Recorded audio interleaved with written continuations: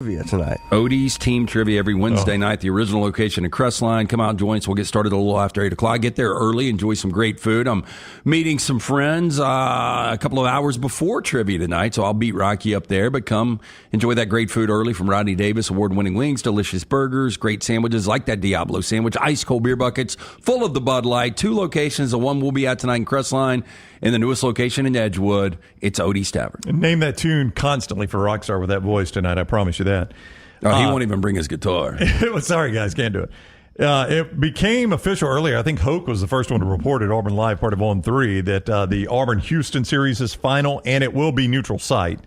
Now, the neutral site in Houston is the Toyota Center, which is like 10 minutes from campus. Yeah, but the one in Birmingham is going to be... The neutral site here will be in Birmingham next year. John Rothstein says Bruce Pearl has put together the best non-conference schedule in the history of Auburn basketball. He's in the Maui Invitational. That field includes UConn, North Carolina, and Iowa State, Michigan State, Dayton, Memphis, and Colorado. So you'll play some combination of those teams. They are at Duke. They play Houston, and they play Purdue and Birmingham. It is a great schedule. It is a good out-of-conference schedule for Auburn this year. Why don't you go good, not great? Oh, it's a really great. I'm sorry. It's a fantastic out-of-conference schedule, though. Well, I mean, when Nate Oates does it, it's a great schedule. When Bruce does it, it's two really good schedules. Yeah, it is. I had a friend, my guys, who they're already planning the March Madness trip to Las Vegas again. And I did not go last year, and usually I go every other year. And they were talking about it on the golf course yesterday, and they were like, "Are you in?" And I was like, "Guys, do you realize where we are right now in Alabama and Auburn basketball? I don't think I can tap out of the show NCAA tournament time to take a vacation in Vegas now, because unless we're doing the show in Vegas because of March Madness, we are a basketball state now. And not that we're not a football state too, but our basketball programs are as good as they get. Yeah, no, right now. You need to plan on leaving Sweet 16, Elite 8, and Final Four open. Yeah, there is no way that Alabama and Auburn are not in the NCAA tournament this year. So wow, and pretty well seeded. He said it out loud. Yep. No way there's they're no not way. Okay. I think it's Ben or Kevin. Somebody has texted on. Show us Nico again, quarterback at Tennessee. A lot of people have a suggestion on what he looks like, who he reminds them of. The one we got a couple of is El DeBarge. When were they a music group? 80s? 80s, yeah. It's like Eric LaSalle. No. Too much hair. It's the mustache. It is. I think it's the mustache. Yeah, that's the El DeBarge mustache. Yeah. And he looks maybe more Color Me Bad. I don't know.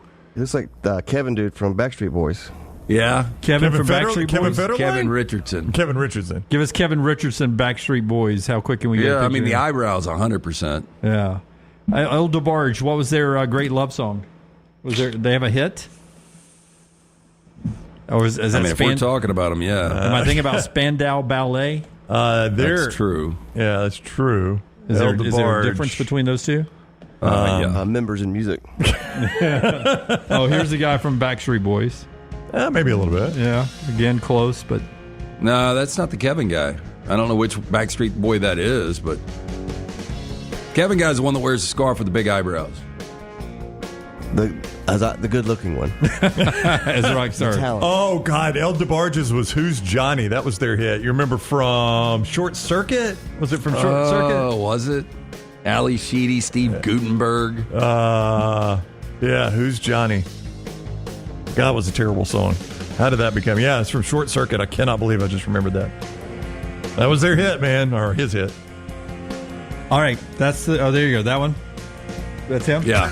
Well, that's what Rockstar was talking about. Yeah. He needs his goatee, though. Yeah, he's growing in. It'll catch up to Nico soon. Camps are open. A lot to get to tomorrow. Auburn opens their camp. EG will be on campus down at Auburn coming up on Friday live in the show. Go back and check her coverage from Tuscaloosa earlier today, and more coming after the news conference that is ongoing in Tuscaloosa right now. Until next time, God bless you, and God bless America.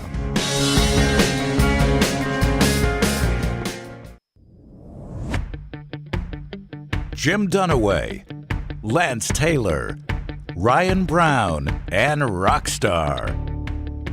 Live from the Birmingham Racecourse Casino Studios, the next round, presented by Bud Light, is on now. All right, Auburn opening camp in about an hour. Hugh Freeze is about to address the media down at Auburn. We will get to that here in this opening segment. EG's back on the campus in Tuscaloosa today for day 2 of Alabama practice, then off to Auburn. She'll be down there live on the show tomorrow coming up. Jim Dunaway, Lance Taylor, Ryan Brown, Rockstar, Forrester, Lunceford, Tyler in the back room, Taylor, Korn, everything in our social media command center, which is buzzing this morning with a lot of stuff going on. But before we head to Auburn, life comes at you fast.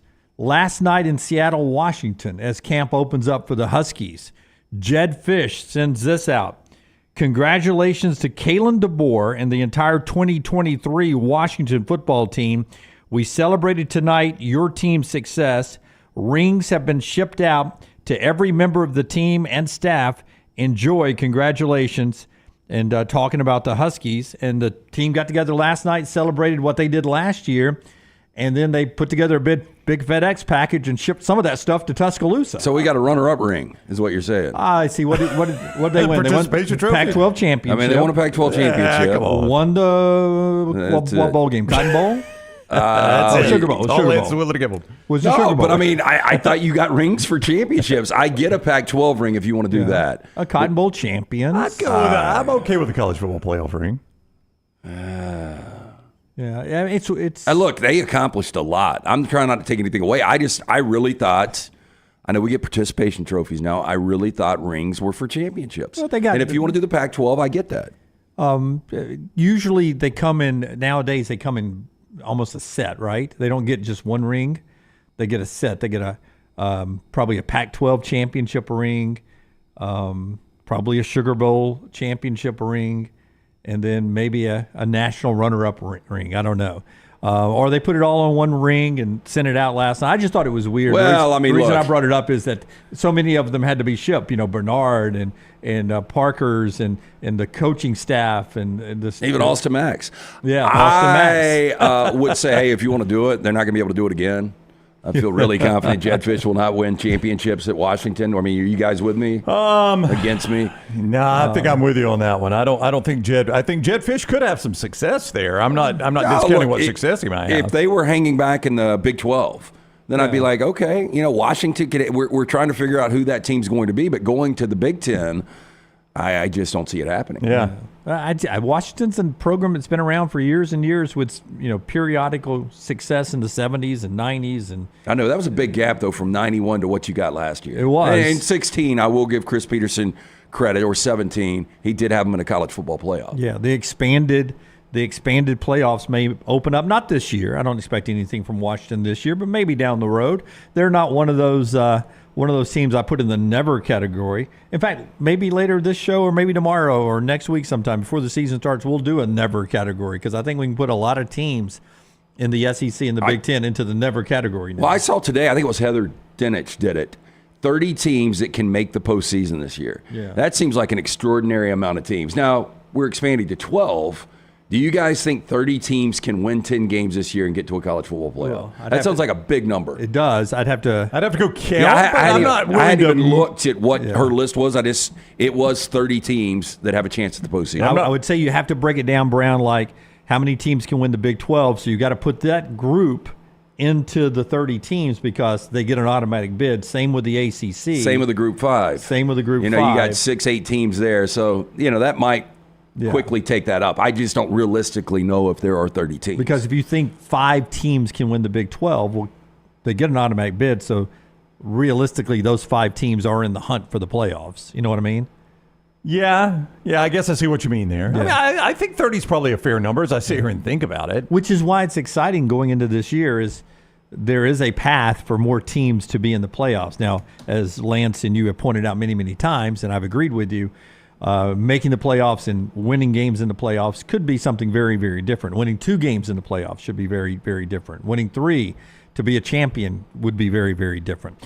Before we go to Hugh Freeze down at Auburn, Lanyas Furniture bring you this part of the show. Yeah, our friends at Lanyas want to remind you, inventory is so key. Pricing is the biggest key when it comes to furniture buying. And our friends at Lanyas Furniture, they believe in getting more style for less. Lanyas offers a great selection of furniture for your living room, bedroom, dining room, home office, entertainment, and even mattresses. A great selection of mattresses. Lanyas can also help you with your home design and decorating. They've got incredible in-store savings right now. You can transform your home into a beautiful escape with new furniture and decor pieces, from vibrant outdoor furniture to breezy home accents. Lanyas has everything you need to create your own sunshine sanctuary.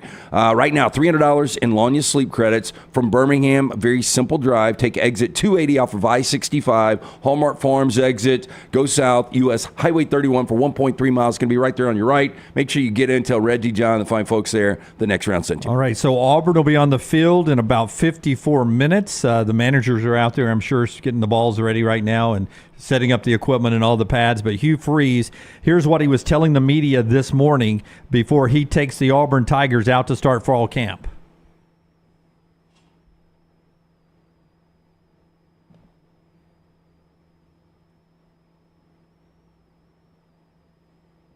Been put in this summer with our strength staff and our players, and the changes in the culture and chemistry that I've seen. I know I made reference to that all at SEC Media Days, so you've heard that before. But I think last night's time we spent together and me introducing our topic for camp and talking about it for about 45 minutes was well received. And we're excited to get practice one going. We've worked on installs in the 45 minutes or so we get in July, and so I hope they can retain that. Obviously, there were some meetings this morning, but excited to get out there and think we're in good spirits and our bodies look good. I'm proud of Dom and his staff and Miss Danielle and her staff in the nutrition world, and anxious to see how we handle this next couple weeks.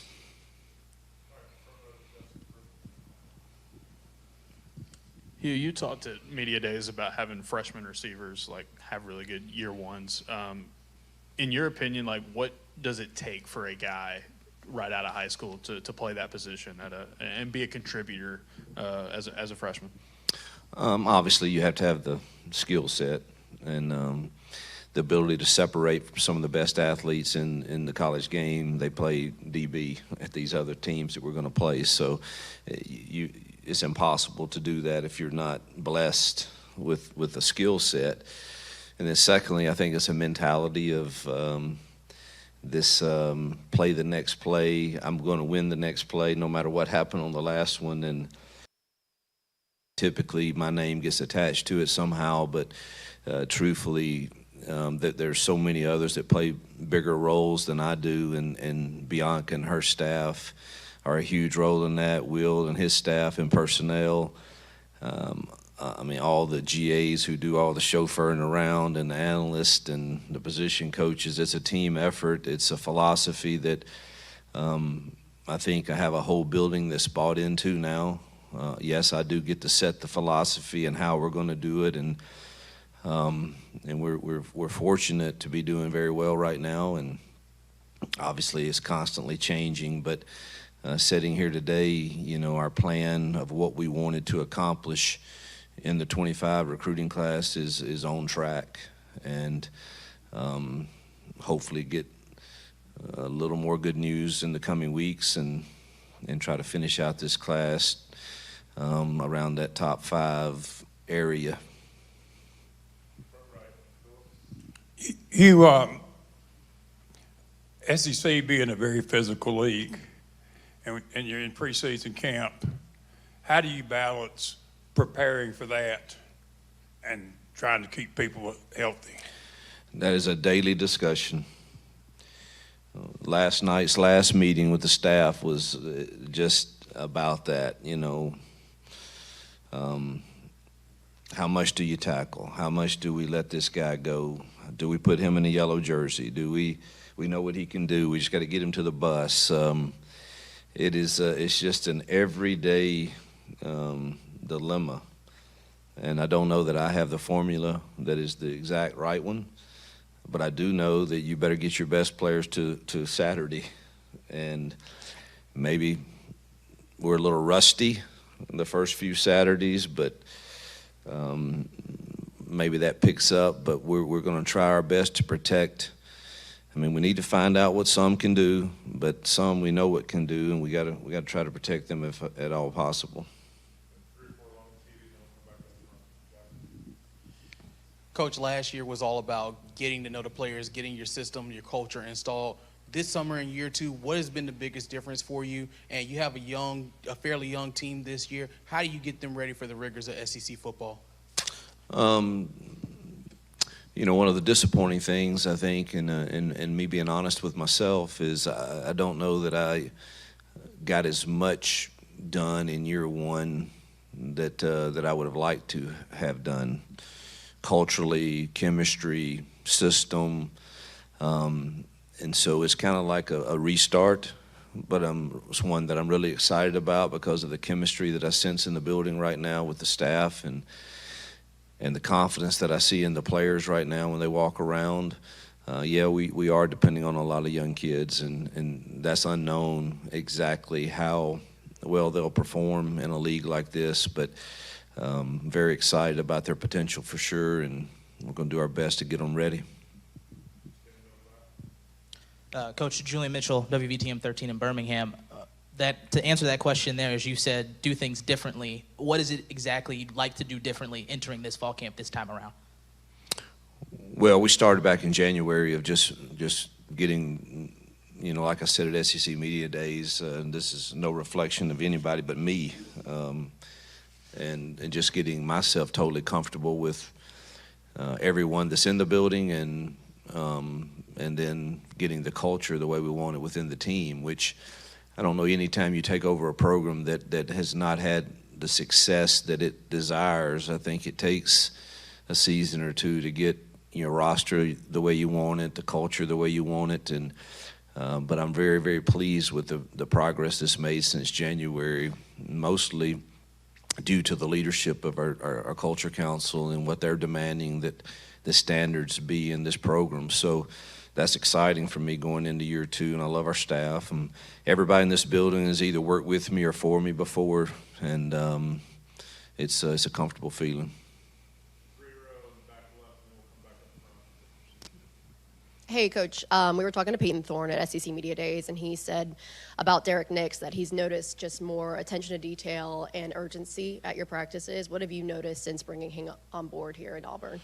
Yeah, of course, you know, Nix was with me for five seasons, and so I think he is very comfortable with me. I'm very comfortable with him. The verbiage is the same, and I don't think he has to wonder, hey, what coach really expects with this. And I was just sitting in his meeting with he and Kent in there, and you know, listening and trying not to talk as much and let them talk, but he's saying exactly what he should be saying. And if you're talking about this concept scream and seeing it the exact same way I see it and telling that to the players just gives me this, I don't know, kind of fuzzy feeling that I'm like, you know, this is exactly what I would have said, and that's what we're getting in Derek Nix. Hey, Coach, Jonathan Hoppy with WTVM. Peyton Thorne, second year as your quarterback here. What are you looking to see from him over the next few weeks, and what will your conversation, or what have they been like with him leading up to this camp here? Yeah, we've had great conversations all summer. Had good ones. I think he is starting to learn my mindset, just like in this morning's meeting. We've got a concept going on, and there's one look that I don't think this concept has an answer for, and not many people really would see it that way probably or know it within our building, but because of our meetings, I'm getting ready to say it in my mouth. Now, whoa, this one right here, this is the one. And Peyton's like, we've already talked about it. I'm going to check Fitch right there. Good. I'm golden. I expect to see him at this age of his career to know my mind and to know the adjustments to get us in the best possible scenario, whether it's pass or run, and to know situational football. I expect that of him, and it's my job. Ultimately, the buck stops with me, and I have to own what his performance is. But if it's 3rd and 1 and we have an RPO called, you know what? I have given him the tools to get the first down without having to throw the football. And so we have to understand the entirety of the offense, and I feel really comfortable that he's at a point that he's in pretty good position for that. Hey, Coach, Johnny Conn at ABC 3340 in Birmingham. Obviously, there was a ton of buzz about Cam Coleman early enrollee, had a good spring game. Now, as Perry comes in, how do you feel their skill sets can complement each other, and how excited are you to get them out on the practice field? Thrilled. They looked the part. That's what an SEC receiver should look like. It's what Auburn should recruit all the time. In the South, they're out there. You got to go get them. You got to work hard to get them because everybody wants them. But to land Perry and Cam and Malcolm and Bryce, I mean, I think we arguably have one of the top recruiting classes in the country in those guys. Cam's probably a little farther ahead because he had all of spring to learn what we're doing, and Perry hasn't practiced yet, or Malcolm hasn't practiced yet against a defense. Now they've done stuff against air, and but now we'll get to go and do it and see how they perform when somebody's up pressing them and causing resistance. And I think that's the only way that you can strain to prepare for these games is by practicing that way. And so it'll be curious to see, but there's no question they're talented.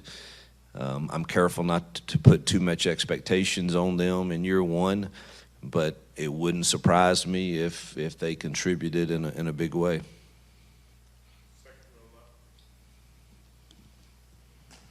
Hey, Coach. Peter Outercus, AL.com. Is there anybody else who is not available for the start of, injury-wise, who's not available for the start of camp? Tyler Johnson, we will hold out today and tomorrow. But he ran yesterday and looked good. It's just a hamstring deal, but I think he's really close to being able to be back full go. Is that it? I think that's it.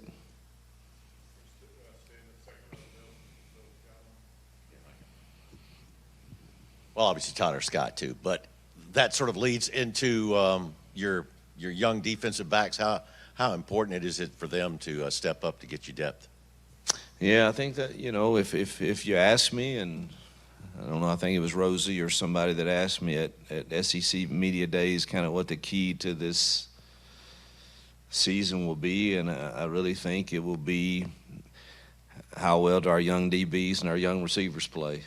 And obviously, let's take out staying healthy. You need to stay healthy at those key positions that we think we're good. We think we're good at running back and tight end and O-line, and but linebacker. But we're thin there. We need to stay healthy there. But if you take all of that out and we stay healthy, how well do these young DBs and these young receivers play? And I feel the same way about those young receivers. I think Ken Lee's going to be an NFL corner.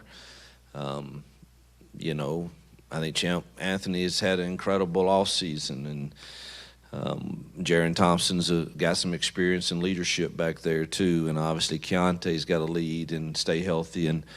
But man, then you got J.D. Law and Antonio Kite and Crawford. These are young kids that haven't played very much football, and they're going to have to play. And so I think how well they do and those receivers do will kind of be a big part of the story.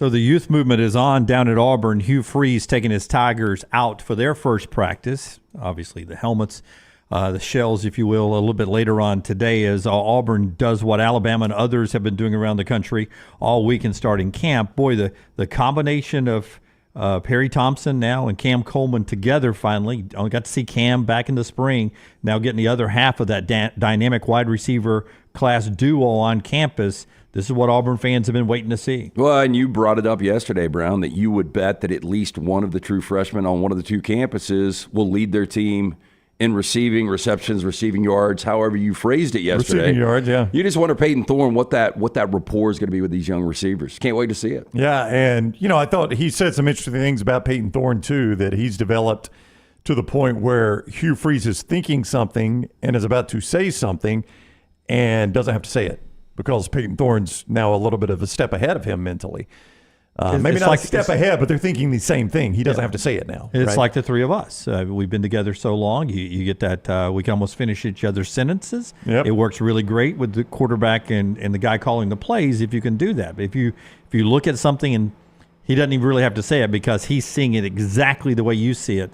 What's the old term? The old coach on the field? Yeah, coach on Peyton Thorne is now a coach on the field, Lance. Yeah. The guy's got a lot of experience. We talked about this week at some point Dylan Gabriel and Grace McWhorter and all the experience they got. I would assume, and I'm just guessing here, there's a good chance Peyton Thorne's a top 10 experienced college quarterback right now as far as just reps. Would that surprise you? I mean, Dylan Gabriel is way up there, right? Oh, yeah. Dylan Gabriel and Grace McWhorter, top of the list. Top of the Bo list. Nix, oh, wait, he's gone. Bo Nix. I mean, you could convince me he's got another year. Cam, no, you're probably right. Cam Rising's missed so much time, but he has been there forever. Yeah. Landmine believer in the mybookie.ag chat room. So why are we hyping up Auburn wide receivers? Because they're two freshmen, but Bama wide receivers is a question mark with their two 5-star freshmen. I literally said yesterday, I think one of them will lead the team in receiving. But the difference is Alabama's had a really good wide receivers for the most part over the last decade. And Auburn hasn't had a 1,000-yard receiver. Yes. They've had two all-time.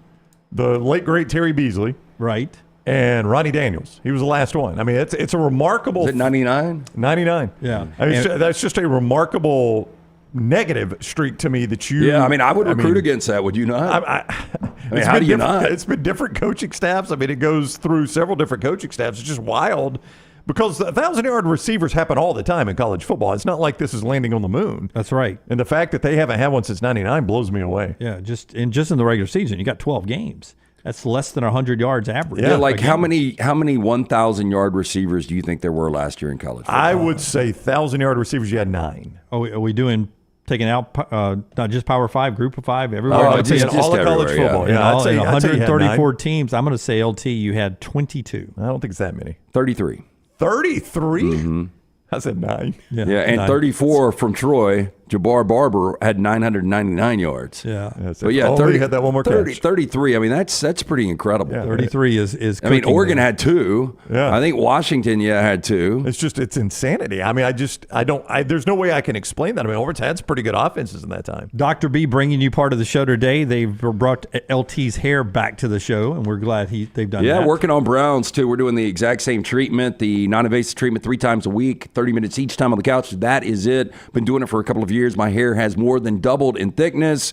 Dr. B pioneered the use of NeoGraft hair restoration right here in Alabama, remains at the forefront of hair preservation in the Southeast. He takes pride in treating each patient personally, applying his expertise to produce those quality results for more than 20 years. Women and men have turned to Dr. B for a range of cosmetic and reconstructive procedures. He will use that experience, his advanced training and genetic testing to help his patients fully understand the procedures they are considering. Call Dr. B and that great staff today. Tell them the next round sent you. 205-319-0316. That's 205-319-0316 or t3hair.net. We're 12 employees strong up here, and hashtag for the 12. And there are times when in the text thread there's a piece of video that gets everyone talking. Last night it was this video from Steelers camp. LT.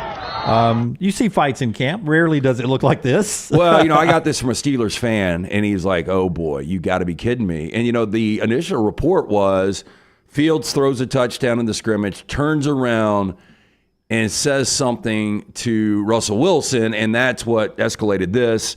Now, we find out that that's kind of been debunked. I was really excited about that because we have never seen that. Right? Me too. Yeah. I bought the. I did too. I took the hook. I texted. I goes, is that quote I'm seeing real? And I think it was Lunceford and Little T were like, no, it's not that. But, I mean, you get fights in camp. Yeah, it but happens. this apparently was the offensive line standing up for Fields. That He got hit late, and his line came to get his back, which that's what you want to see. And you don't see any coaches running in there. Sometimes the coaches do what, Brownie? They sit back there and they go, let's see who wins. This is good. This is good. Let them fight. Let them fight a little bit. Let's see who wins. Till somebody looks like they're about to get hurt. Until somebody breaks a hand. Yeah. So if you're a Steelers fan, I bet you. I'm just telling you. That either worried you or got you fired up one way or the other. I've got an early prediction that Russell will end up being cut first week or right before. Wait a minute. You think they're going to cut Russell Wilson? I think they will cut Russell Wilson. I think he will ask for that because I don't think he's going to be the starting quarterback. Well, do you I think it's going to be Justin Fields. I mean, you think about right now, Denver is paying $32 million of his contract. Pittsburgh's only on the hook for $1 million. I mean, I would rather develop somebody else behind Russell, unless you think Justin Fields is going to get hurt, and then obviously your best option would be Russell Wilson. But you don't want him around if he's not going to be a good soldier, right? No, not at all. And let's not forget that Russell Wilson is a shell of himself in Seattle. In 2 years in Denver, he was 11-19. That's just not good. It is absolutely not. It was terrible offenses, too. Hey, play the video again. Sooner Red in the MyBookie.ag chat room says Wilson is standing in the back at number 3. Well, I mean, I don't blame him for that. Do you? That's a lot of big guys. Quarterbacks. I really don't want whether my first or second team quarterback to get in that scrum. You don't? No, I don't want anybody outside of a lineman. Yeah. Maybe a linebacker. I'll let a linebacker in there. If you're a skill player, you just watch. Yeah, I don't see number 3, but I thought he was in the back of the end zone. Was he not? I don't know. Yeah. You're right. Standing right under the goalpost. Yeah. Okay. Standing right under the goalpost watching. He's got the best view of the fight, though. He's sitting there going, man, if this was the Doomsday defense, I'd be out there right now. Isn't that what they called the Seahawks? No, that was the Cowboys. Boy, people think we're NASCAR up. Look at the signage they sold in Latrobe, Pennsylvania. Yeah. You can't even read it. It's like a soccer game. Yeah, they got it back on the fence, but they got the main sponsors right there on the signage. They got 2 layers. Yeah. Yep.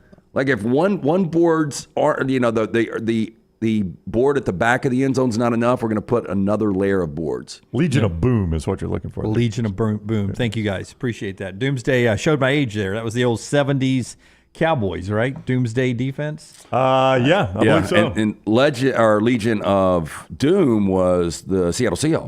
That's what Dunaway was looking for. Purple People Eaters, the Vikings. Thank you. No name defense, the Dolphins. Yes. Yeah. Thank you. Killer Bees, Dolphins. Still Killer Bees. Still Curtin. Yeah. Killer Pittsburgh. Bees. What was the Saints? They had one. Your Killer Bees came up this weekend. I was talking to Vince Ferragamo. I told you about that conversation. Yeah. He brought up A.J. Dewey. Yeah. Because he actually played in Tiger Stadium. They were number 1 coming in that year in Nebraska, the first game of the season, a 6-6 tie. Can you imagine a number 1 team coming in to one of these atmospheres now and everybody walks out with a tie? Grit Splits was the Falcons. The Dome Patrol was what I was looking for. Dome Patrol. Was New Orleans. Way to Wellness bringing you this part of the show as we walk down memory lane, some of the nasty defense nicknames ever. If you want to walk down memory lane of the way your body used to look back in its 20s and maybe you've aged out of that a little bit, you can lose some weight with our friends at Way to Wellness. These are the Meltdown guys going through their free consultation. They've triple-digit their losses. Every plan's different, designed specifically for Melton or Lunceford or me when I lost 45 pounds. I'm in the maintenance program now, but also I'm sitting here controlling my blood pressure and cholesterol. They can attack a lot of different health things for you at Way to Wellness. All you have to do is go to their website, aplanforme.com, aplanforme.com. No cookie cutter plan. Everything's designed for you. Program overseen by Leslie Herb, board certified professionals. No contract, no sign up fees, and that first consultation is free. The website again, aplanforme.com. Way to Wellness, your journey to healthy living. Follow Jon Lunceford on Twitter @jlunce. This hour of The Next Round is presented by the Birmingham Racecourse Casino, now featuring 7 days of giveaways with your chance to win a share of up to $125,000. The more you visit the Birmingham Racecourse Casino, the more chances you have to win. There is no better place to watch your favorite sporting events and enjoy great food then one of the 3 great Birmingham locations of Walk-Ons. The TVs are everywhere with your favorite sports, and the menu is second to none. From the great appetizers like the waffle cheese fries to the Avery Island salad, handhelds like the all-new chicken bomber, bistro specialties with a special taste of the Bayou, the amazing hand-patty burgers, the great po' boys, and the specialty drinks. Visit any of the 3 great Birmingham locations of Walk-Ons: Greystone, Stadium Trace and Hoover, and the brand new location in Trussville. Hey, Lance Taylor from the next round to tell you about my friends at Michelson Laser Vision, located conveniently UAB Highlands. Almost 20 years ago, I went in for the procedure. Only took 12 minutes for both eyes. When I went in, I had 2200 vision. I was legally blind. Now I have 20/15 vision, still 19 years later. Make the call today. Schedule a hassle-free consultation. 969-8100. Dr. Mark Michelson, Dr. Jen Michelson, Michelson Laser Vision. Make sure you tell them the next round sent you. 969-8100 or MichelsonLaserVision.com. When on YouTube, you constantly hear requests to please like and subscribe. Well, here at Disrupt Media, we aren't going to play that game. Those demands are frankly outdated. So we just want you to hit like or subscribe. It's like a choose-your-own-adventure novel. Pick a path, hit like, or hit subscribe. It's your call. We don't care which, just pick one. Or go to Roll Tide Pods and do it. Or War Damn Pods. Or the Disrupt Media YouTube channel. Or the Meltdown. Just make a decision and stick with it. Like or subscribe, the choice is yours. Hey, you. School's coming back. Time to gear up. And at New Balance Birmingham, we know what's up. Before hitting the books, check out the looks. Come together at New Balance Birmingham on Highway 280, right next to Chick-fil-A. New Balance Birmingham, we got now. For a great experience in golf, go to Bent Brook, just off I-459 in the Birmingham area. You've got 27 holes where you can play your 18 holes 6 different ways. Open 7 days a week with 5 sets of tees that makes golf enjoyable for any level golfer. You get complimentary GPS on every golf cart, and the AU Victory bent grass greens play as pure as any in the area. Bent Brook continues to improve with upgraded greens and redesigned holes. Book that next tee time right now. BentBrook.com. BentBrook.com. The World Wide Web is a large place. Find all your favorite people and content in the same spot. NextRoundLive.com is full of wonderful tidbits about the show you know and love. Find our gear, listen to your favorite personalities, follow our socials, and enjoy your trip to NextRoundLive.com.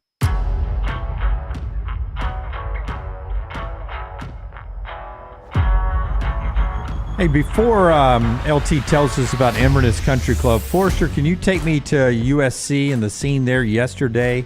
They opened up a package. We mentioned Jed Fish sending a package of rings to the Alabama coaching staff after their celebration last night for Washington season. Some of the players that were on Washington getting the rings shipped to Tuscaloosa as well. But at USC yesterday, they opened up a package.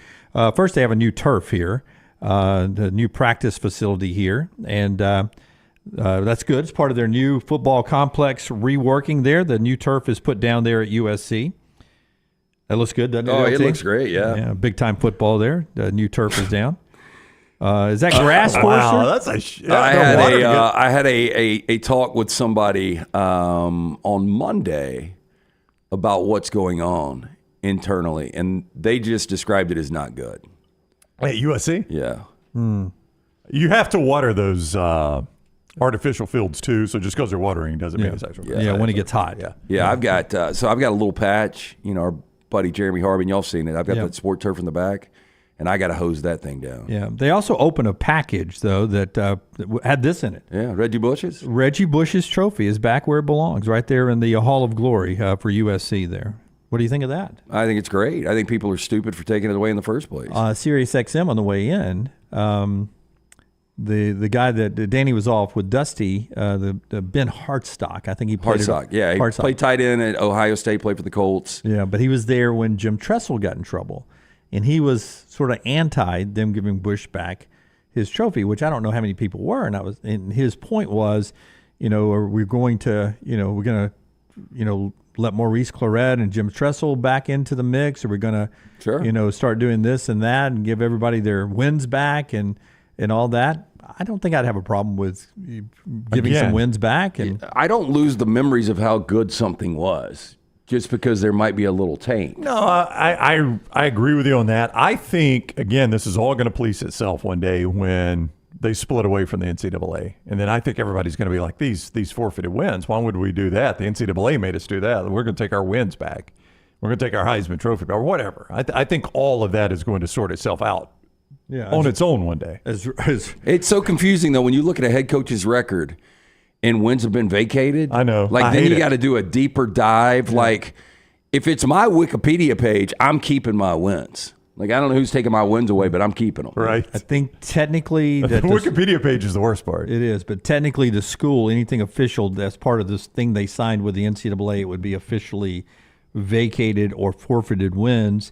But I agree with you guys. I mean, Reggie's a great spokesperson, was one of the best players in the history of the game. I don't think they should have taken his Heisman away.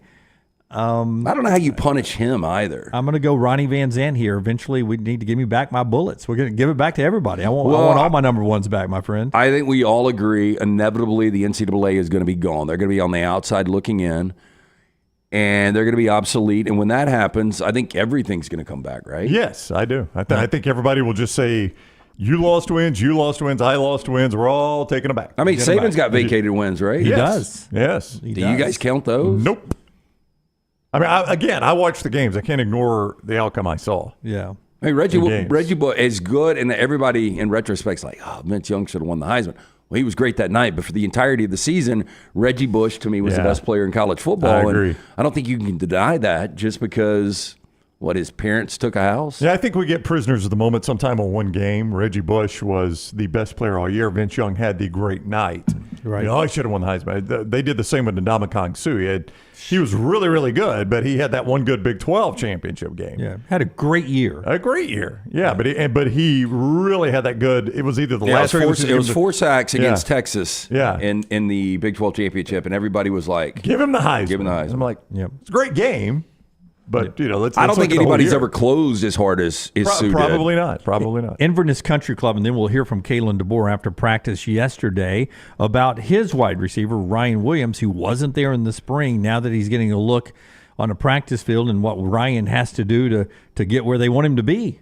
I will say this. If you've been procrastinating on getting a membership to a country club, and you're like, I really want to do it. I got young kids.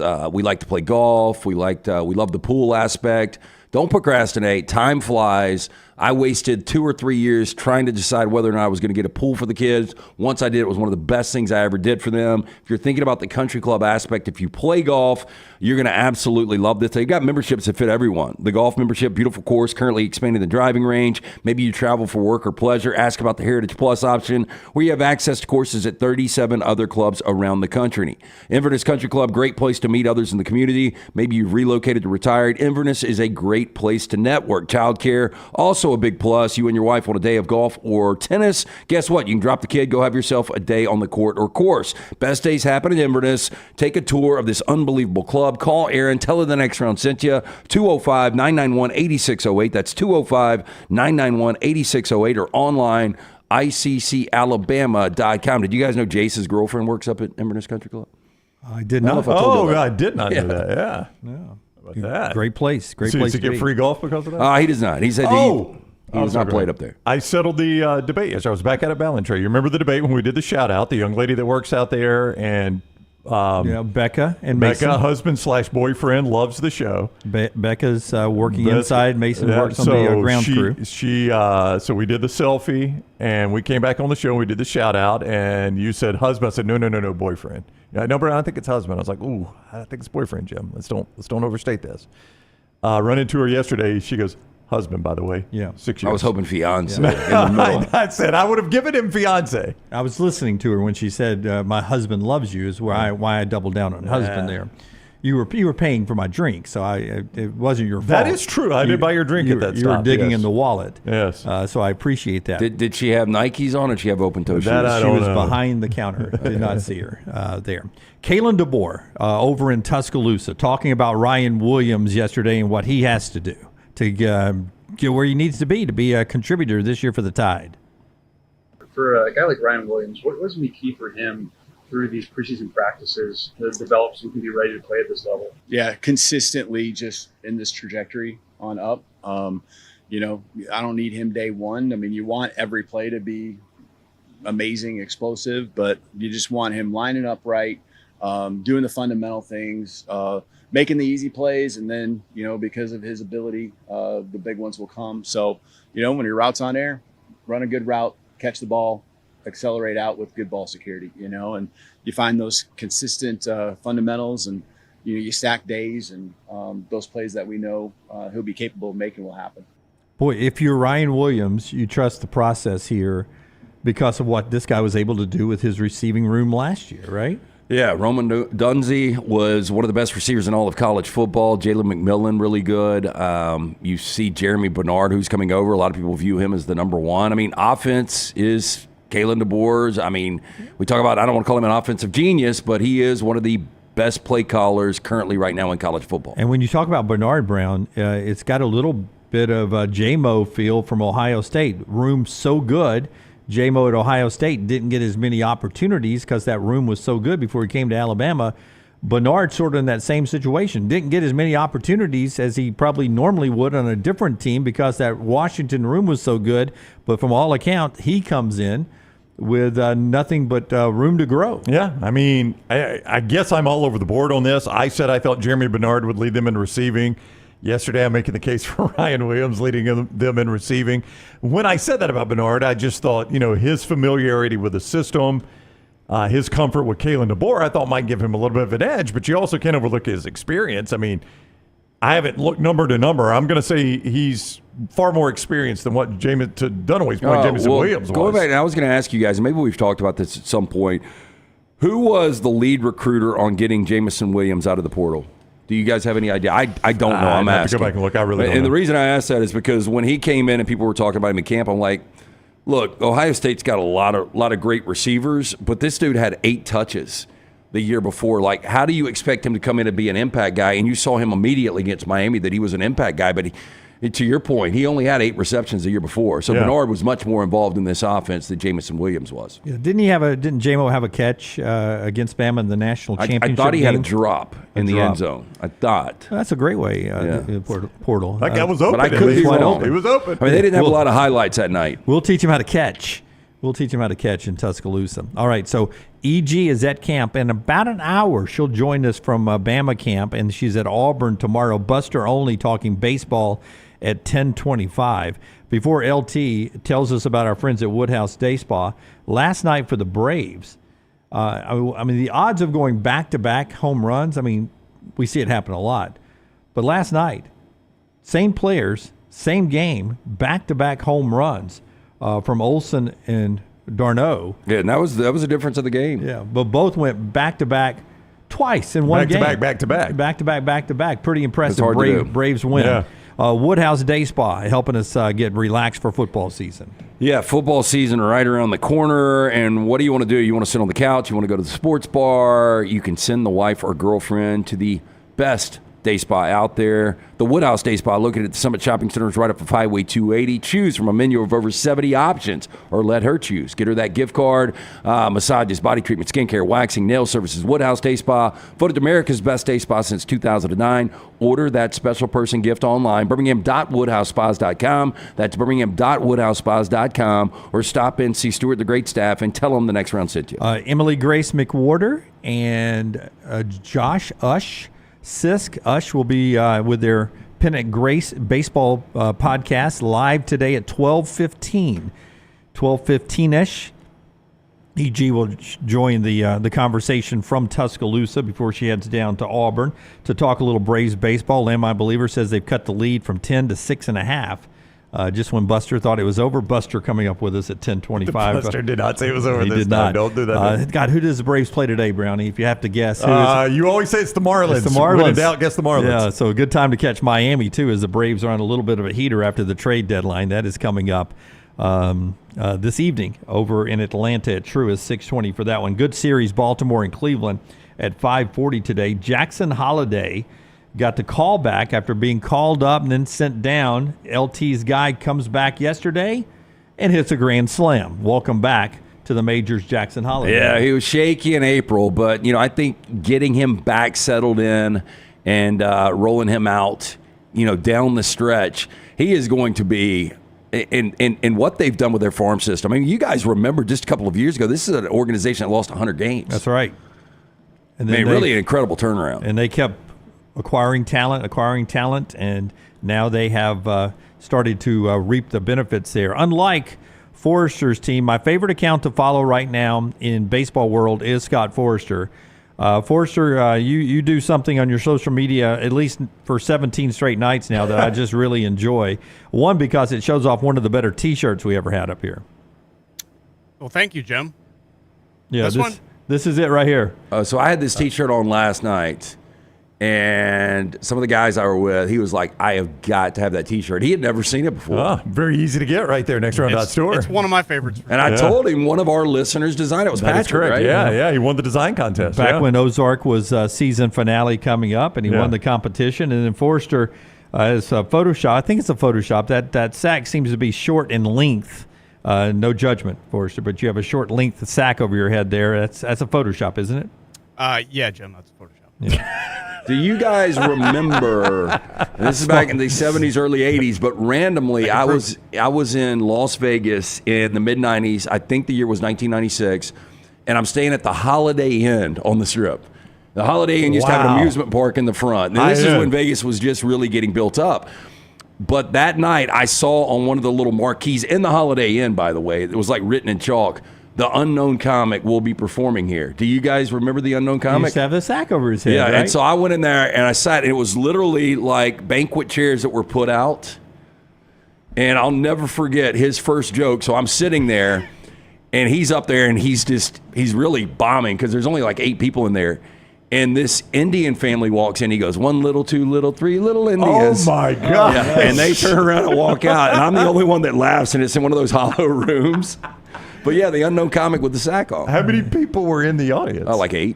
Oh, that bad, huh? Yeah. And they were there for the Danishes, Brown. All right, when we come back, Rockstar has our 4 downs today. Then we'll get back to college football, Buster and EG, all coming up right here on the show that is being brought to you today by our friends at Bud Light. Easy to drink, easy to enjoy. And, of course, we're from the Birmingham Racecourse Casino Studios. This is The Next Round. Follow The Next Round on Twitter, Instagram, and Facebook at Next Round Live. Hey, there's nothing worse than waking up to a plumbing problem. Don't get caught in a flooded house. Call the guys at Hemp Hill Services. Adam, Chad, and the team at Hemp Hill are the only ones I trust to fix it and fix it right the first time. Hemp Hill Services does it right and always at a fair price. For all of your plumbing, cooling, and heating needs, trust the name that Birmingham has trusted since 1954. That is Hemp Hill Services. Call now, 205-229-2090. That's 205-229-2090. Twin Peaks is the best in the game. Here, you're in the red zone for every college rivalry and divisional matchup all season long. I mean, where else are the scenic views as good as your view of the game? Only at Twin Peaks, the #1 sports bar. Hey, for all of your IT and printing needs, reach out to our friends at Xerox Business Solutions. Look, I'm still one of those old school guys. I print my notes every single day for the show. If you watch the show here on The Next Round, you see all the notes in front of me. From day one, Xerox Business Solutions, they've been with us here at The Next Round. Local for over 45 years. For all of your IT and printing needs, visit XeroxBusinessSolutions.com or call 205-969-3000. That's 205-969-3000. Every day, someone is ridiculed and mocked for the clothing they chose to wear. It's a harsh reality we all must face. But you have the chance to change all of that with one visit to nextround.store. For just a few minutes of browsing, you will observe so many clothing options, from hats to hoodies to t-shirts. Please, for yourself or someone you love, go to nextround.store and embrace the warmth of true attire. Hey, Lance Taylor from The Next Round to tell you about my friends at Michelson Laser Vision, located conveniently UAB Highlands. Almost 20 years ago, I went in for the procedure. Only took 12 minutes for both eyes. When I went in, I had 20/200 vision. I was legally blind. Now I have 20/15 vision, still 19 years later. Make the call today. Schedule a hassle-free consultation. 969-8100. Dr. Mark Michelson, Dr. Jen Michelson, Michelson Laser Vision. Make sure you tell them The Next Round sent you. 969-8100 or Michelson. LaserVision.com. Hang out with the Next Round on the go. Whether you're driving to work, running errands, sitting on the beach, or you just need a break from the real world, we can keep you company. Check out the Next Round, Mystery Fifth Hour, and our other shows on your favorite podcast app. We'll meet you there.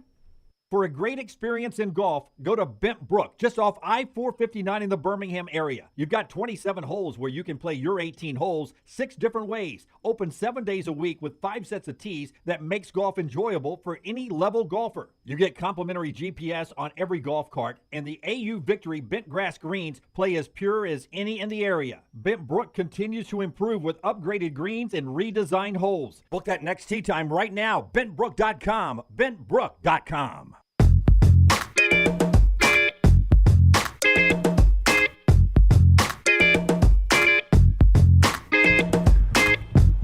Four Downs Every Day brought to you by our friends at Slice. And on Thursdays, it's Rockstar who does our Four Downs for us. My Slice Pizza. I got to get by there. It's been a beat. Four Downs. Yeah, I agree. You never can get enough Slice. Slice and a salad today. Pick up a couple of pizzas on the way home. You'll be the hero. SliceBirmingham.com. More information. 5 locations. Lakeview, Vestavia, Montevallo, Crestline Park, the newest location in Edgewood. Get in and see the Bajalia Brothers from the Soul Pie to the Wing and the Prairie. You're going to love it. Local pizza, local ingredients. It is Slice. First down. What are you starting to like more as you get older? Seclusion. I've been there all. I hate to say you started there, didn't you? But I had a conversation with somebody the other day, and they were like, "How did you like living downtown?" I was like, "I absolutely loved it. That moment in time for me, it was perfect." And in a perfect world, I'd love to have houses all over the place. Who wouldn't, right? But if I could only pick one, I would rather have 100 acres and be away from everyone. That's just me, and I would rather sit on the couch than go out now. I've got a couple of friends. I'm not in this financial situation, but I got a couple of friends that have their house here on 280. They've got a nice farm off in rural Alabama that they're able to some weekends to go to, and then one of them has a lake house and one of them has a beach house. Two different families that I know that that seems to be perfect. That I can have my normal life on the weekends or for Thanksgiving week or whatever. I can go to the farm. Summertime, I can go to the lake or the beach, and that does seem to be dialed in perfectly. If you could afford 3 permanent residences, yeah, that would be really good. If you could so where I'm that. at, I'm pretty excited. Tyler just nailed mine. What? I am on a leftover kick. Food or the show? Yeah, no, the food. I used to never have leftovers. I would finish everything I ate all the time, and if I didn't, I just wouldn't take it. But I would eat everything. I could eat. We had challenges before. I could eat everything. But like the other day, I'd played golf, and it was a huge club sandwich. I had half. Took the other half home, and then that night for dinner, back in the air conditioning after the shower, it was the best half of club sandwich I'd ever had in my life. It was delicious. I'm in a leftovers kick. Never eat them. Leftover pasta. I don't either. I do it for my chili, because I think the chili's better the second or third day. Yeah, maybe like soups or something like that. And then Thanksgiving. Those are really the only 2 leftovers I eat. And it seems like there's leftovers in my refrigerator because I throw them out every week. That's right. Leftover pizza? Oh, never. So good. I threw some out yesterday. Almost never. Yeah, almost never. I should say almost never. Naps for me, I maintain almost anyone. The older you get, the more you enjoy naps. Like as a kid, you fought them.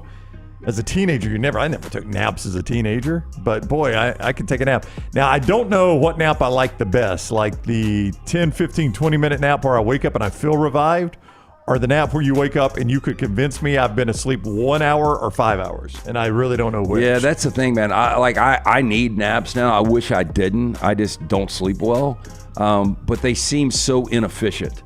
And I remember, I think it was at Regions this year, talking to Nick Saban about naps, and he's no.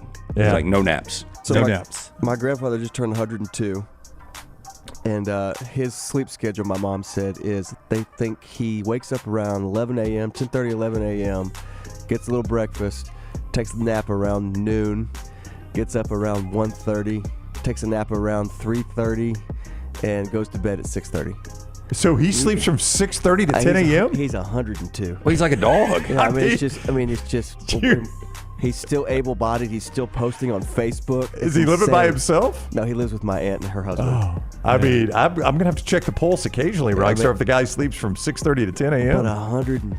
102. Yeah. Boy, it would be nice just to sleep whenever you want. I mean, I don't know how Hey, what good else that are you is, but gonna do? 102, what are you going to do? Yeah, that's we true. had a client up here the other day, and he's kind of phasing out.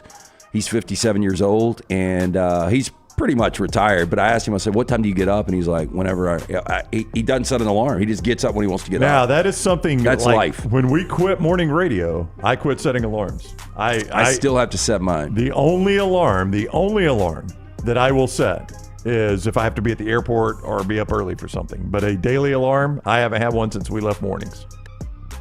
Second down. What movie should never be remade? Jaws. I mean, there's a long list of them. Yeah. But They Jaws tried with CGI, I mean, they've done a bunch of shark movies. That's right. I mean, they would destroy it. They tried to capture that phenomenon with an eel or what was that, The Deep or whatever that movie was called. They tried to capture I'll get that. to The Deep here in a second. Okay. Oh, no. Tease ahead.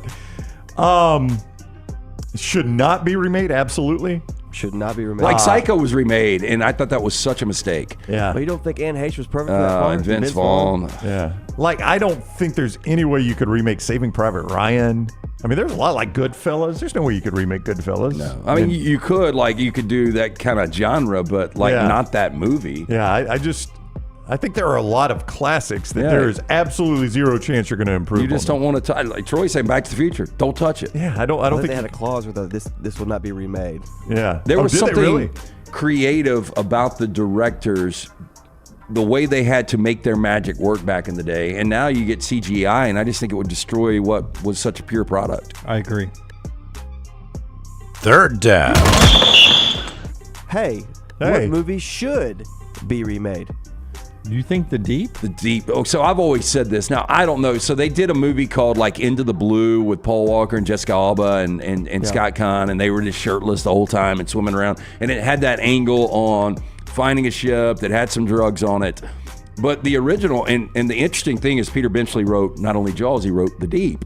But Nick Nolte and Jacqueline Bisset in the white T-shirt, Louis Gossett Jr., it's just, and Robert Shaw, just a really cool movie. In that setting, if they did it like on a low budget and redid it, I think they could do it right. I think they forced it a little bit. So you want them to be on a low budget to do it right, though? Yeah, I wouldn't want the CGI. Yeah. That's a weird phrase. It is, but I see what you're saying. I've got The Deep on DVD. I like it. I saw it 3-4 months ago. Yeah. I like The Deep. I would say I did not like this movie the way it was done, but I think in this day and age, it's actually got another twist to it, The Program. The movie that was... I still haven't seen it. Yeah, I wasn't crazy about The Program. They tried to do college football. You had to walk around holding that football. They tried to show the underbelly of college football. I think you could do it so much better now based on what we know that's actually happening. It's not even rumor anymore. I think you could do The Program way better now. I'll go with Forrester. That would be a great one. War Games. At that time in the 80s, right? The problem is we've got tension, obviously, in our world. But there was so much. I mean, to me, I don't think there'll ever be a rivalry as great as the Soviet Union and the Americans back in the 80s. I'm not gonna say anything because I don't want to landmine the world. But, yes, don't. There's a little place that we like to call China. No, I get that. China? But would you guys China. give me that?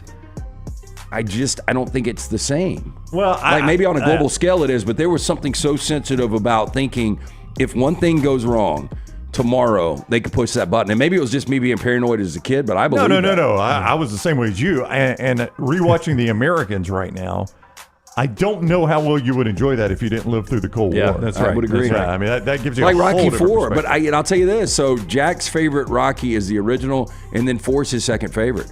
And sometimes he's like, it's really close. And so kids his age can watch it, they can appreciate it, but like it hit differently for us back in the 80s. You know all those missiles are still in silos, and the scary part now is there more than one person in charge of the buttons. That's what should scare you, is that those missiles are still in those silos and they're still aimed at us. Okay, so War Games, you remember in the initial scene when they are supposed to turn the keys and the one guy doesn't turn the key? Yep. Do you know the guy that's drawn down on him?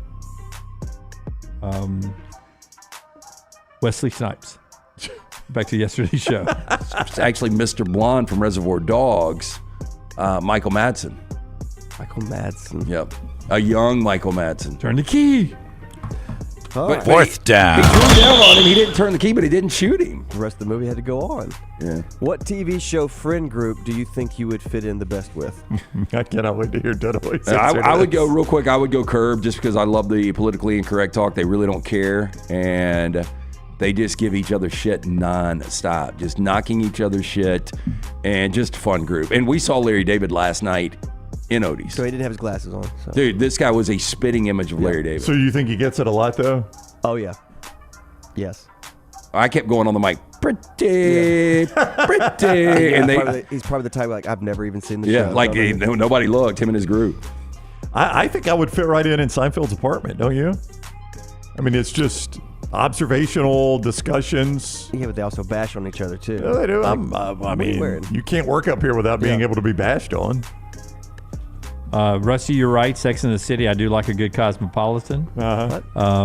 No, for me, I would love to be in the Entourage group. I think I'm a good driver. I could be Turtle in that he contributes the least to the group. Or maybe I'd be Johnny Drama trying to be like my big brother, the actor or something. But I'd like to be in the Entourage group. I think I'd fit in as either one of the not good characters. I never watched Entourage. No, they're all bad characters. I loved it. I love that show. I've watched it beginning to end 3 times. That is 4 Downs today, brought to you by our friends at Slice. Yeah, created by the late Jeff Bajaya. His brothers Jason and Chris continue to celebrate his legacy. Stop into one of those 5 locations for a slice and a salad or pick up a pizza. Local pizza, local ingredients. It is Slice. A lot of college football to get to in our next segment before Buster Olney joins the show. If you've got kids that are out playing football or soccer right now, getting ready for the new school year that starts, Precision Sports Medicine and Orthopedics can be there for you. We trust our family and our own care to Precision Sports Medicine and Orthopedic. You should do the same. Part of the Brookwood Baptist Health family. 205-512-3885. 512-3885, precisionsportsortho.com. You'll see that sign on sidelines all over high school football this year, and high school volleyball and soccer as well. Precision Sports Medicine and Orthopedic tweaks, pulls, pains, and breaks. They diagnose it, treat it, and rehab it. Locations Jasper to Alabaster and all around the Birmingham metro area. Orthopedic care, better together. Find your provider today. 205-512-3885 or precisionsportsortho.com/2024. Take the next round anywhere you go with official Next Round gear. Buy yours today at nextround.store. Stop by the New York Butcher Shop and pick up the finest in certified Angus prime beef steaks and burgers, premium pork chops, ribs, and all-natural chicken cut to order just for you. Their chef-prepared entrees and side dishes are the perfect dinner-to-go choice for your family and are ready to heat at home. With a great selection of fine wines and desserts, the New York Butcher Shop is your one-stop dinner shop. 2 locations to serve you, Cahaba Heights and on Highway 119 in Greystone. The New York Butcher Shop, rare quality, well-done service.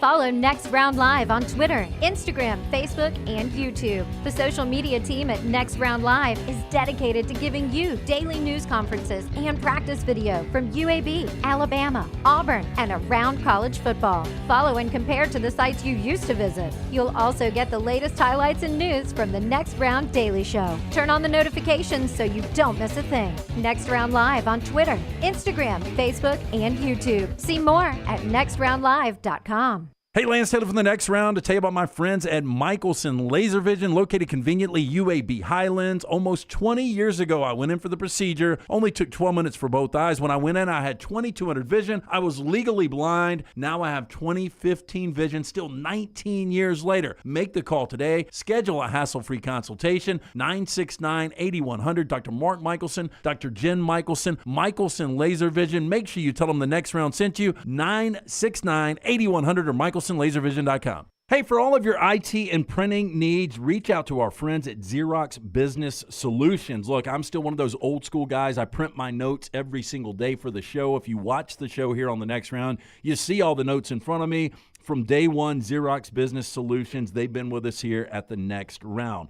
Local for over 45 years. For all of your IT and printing needs, visit XeroxBusinessSolutions.com or call 205-969-3000. That's 205-969-3000.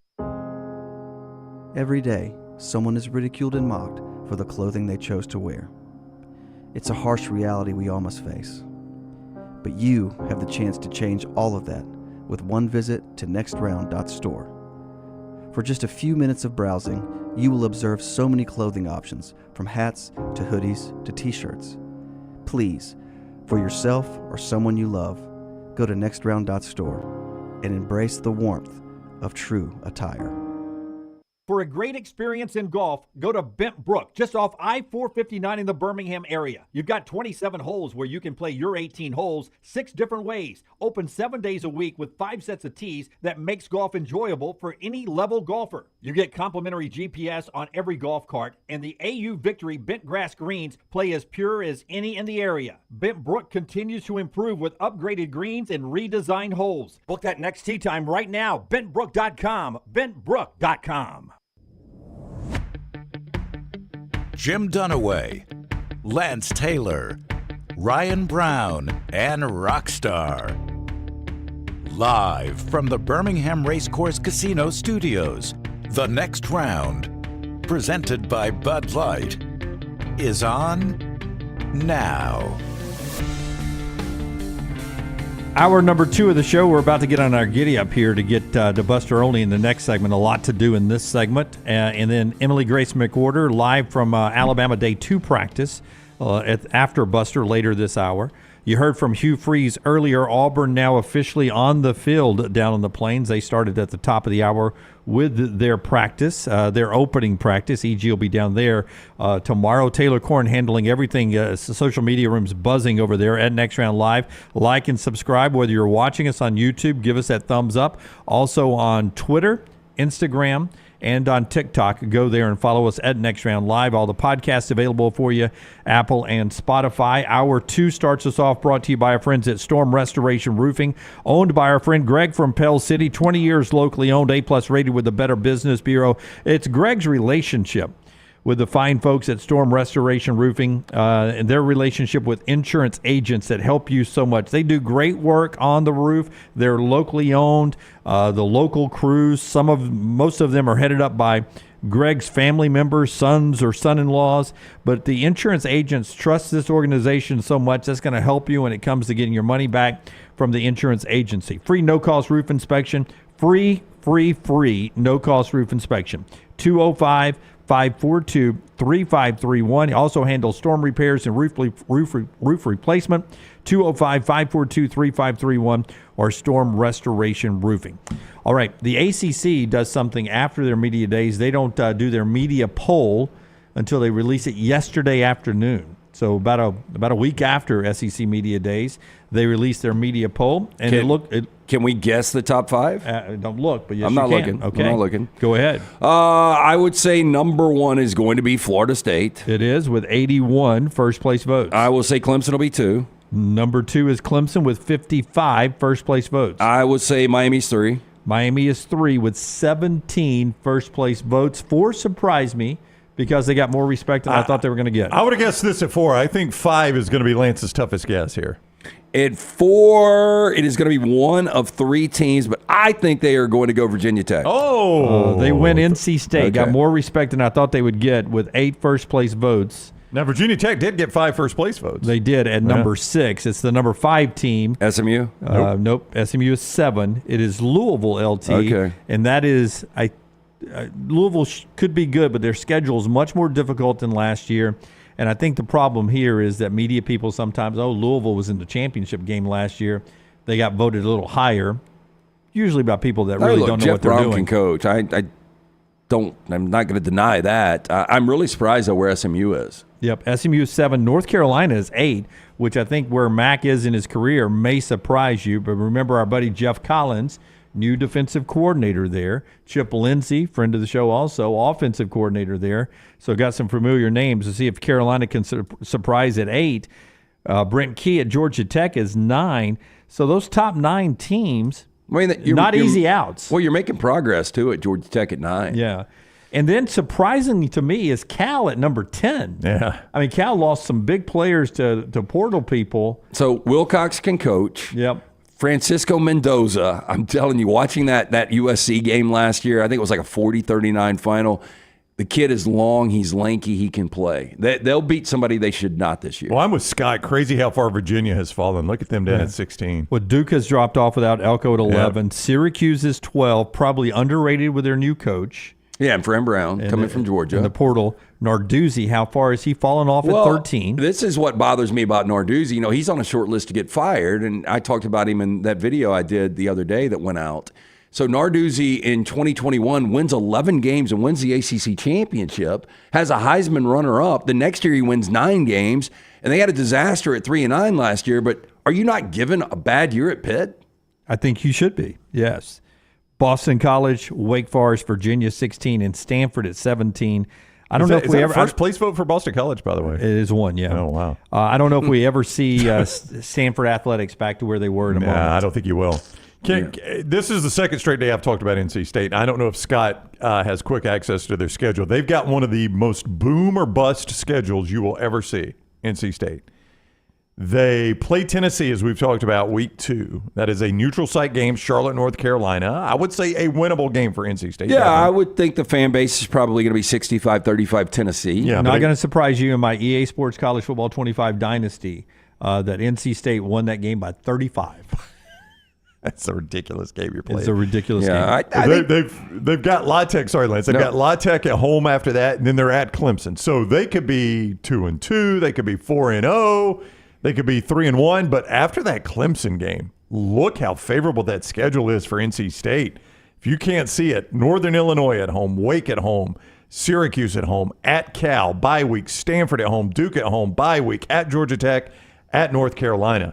Yeah, I mean, that's a boom or bust schedule, man. I think they're going to start 2-2. I think they lose to Tennessee. They lose at Clemson. But after that, as long as they win those games, at 10-2, they're going to be right there in the mix. And I think they're 9-3 or 10-2. Dave Duran typically is a 9-win coach. Even if they lose to Tennessee and Clemson, there's a chance they're playing in Charlotte for the ACC championship. Yeah, and the automatic berth to the college football playoff.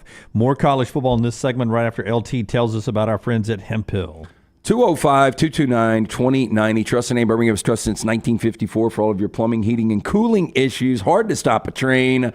Call Adam, Chad, Andrew, the guys there, 205-229-2090. Whether you experience plumbing, heating, or cooling issues in your home or business, they are ready to serve you. For more information, hemphillservices.com. By the way, Michigan, the rival site at Michigan with some well-placed sources. They don't say Ward Manual, but they do speak of having some higher-ups inside the Michigan athletic program off of the letter of allegations that could be coming from the NCAA. The rival site says there is not 1%, zero concern about a postseason ban within the Michigan athletic department.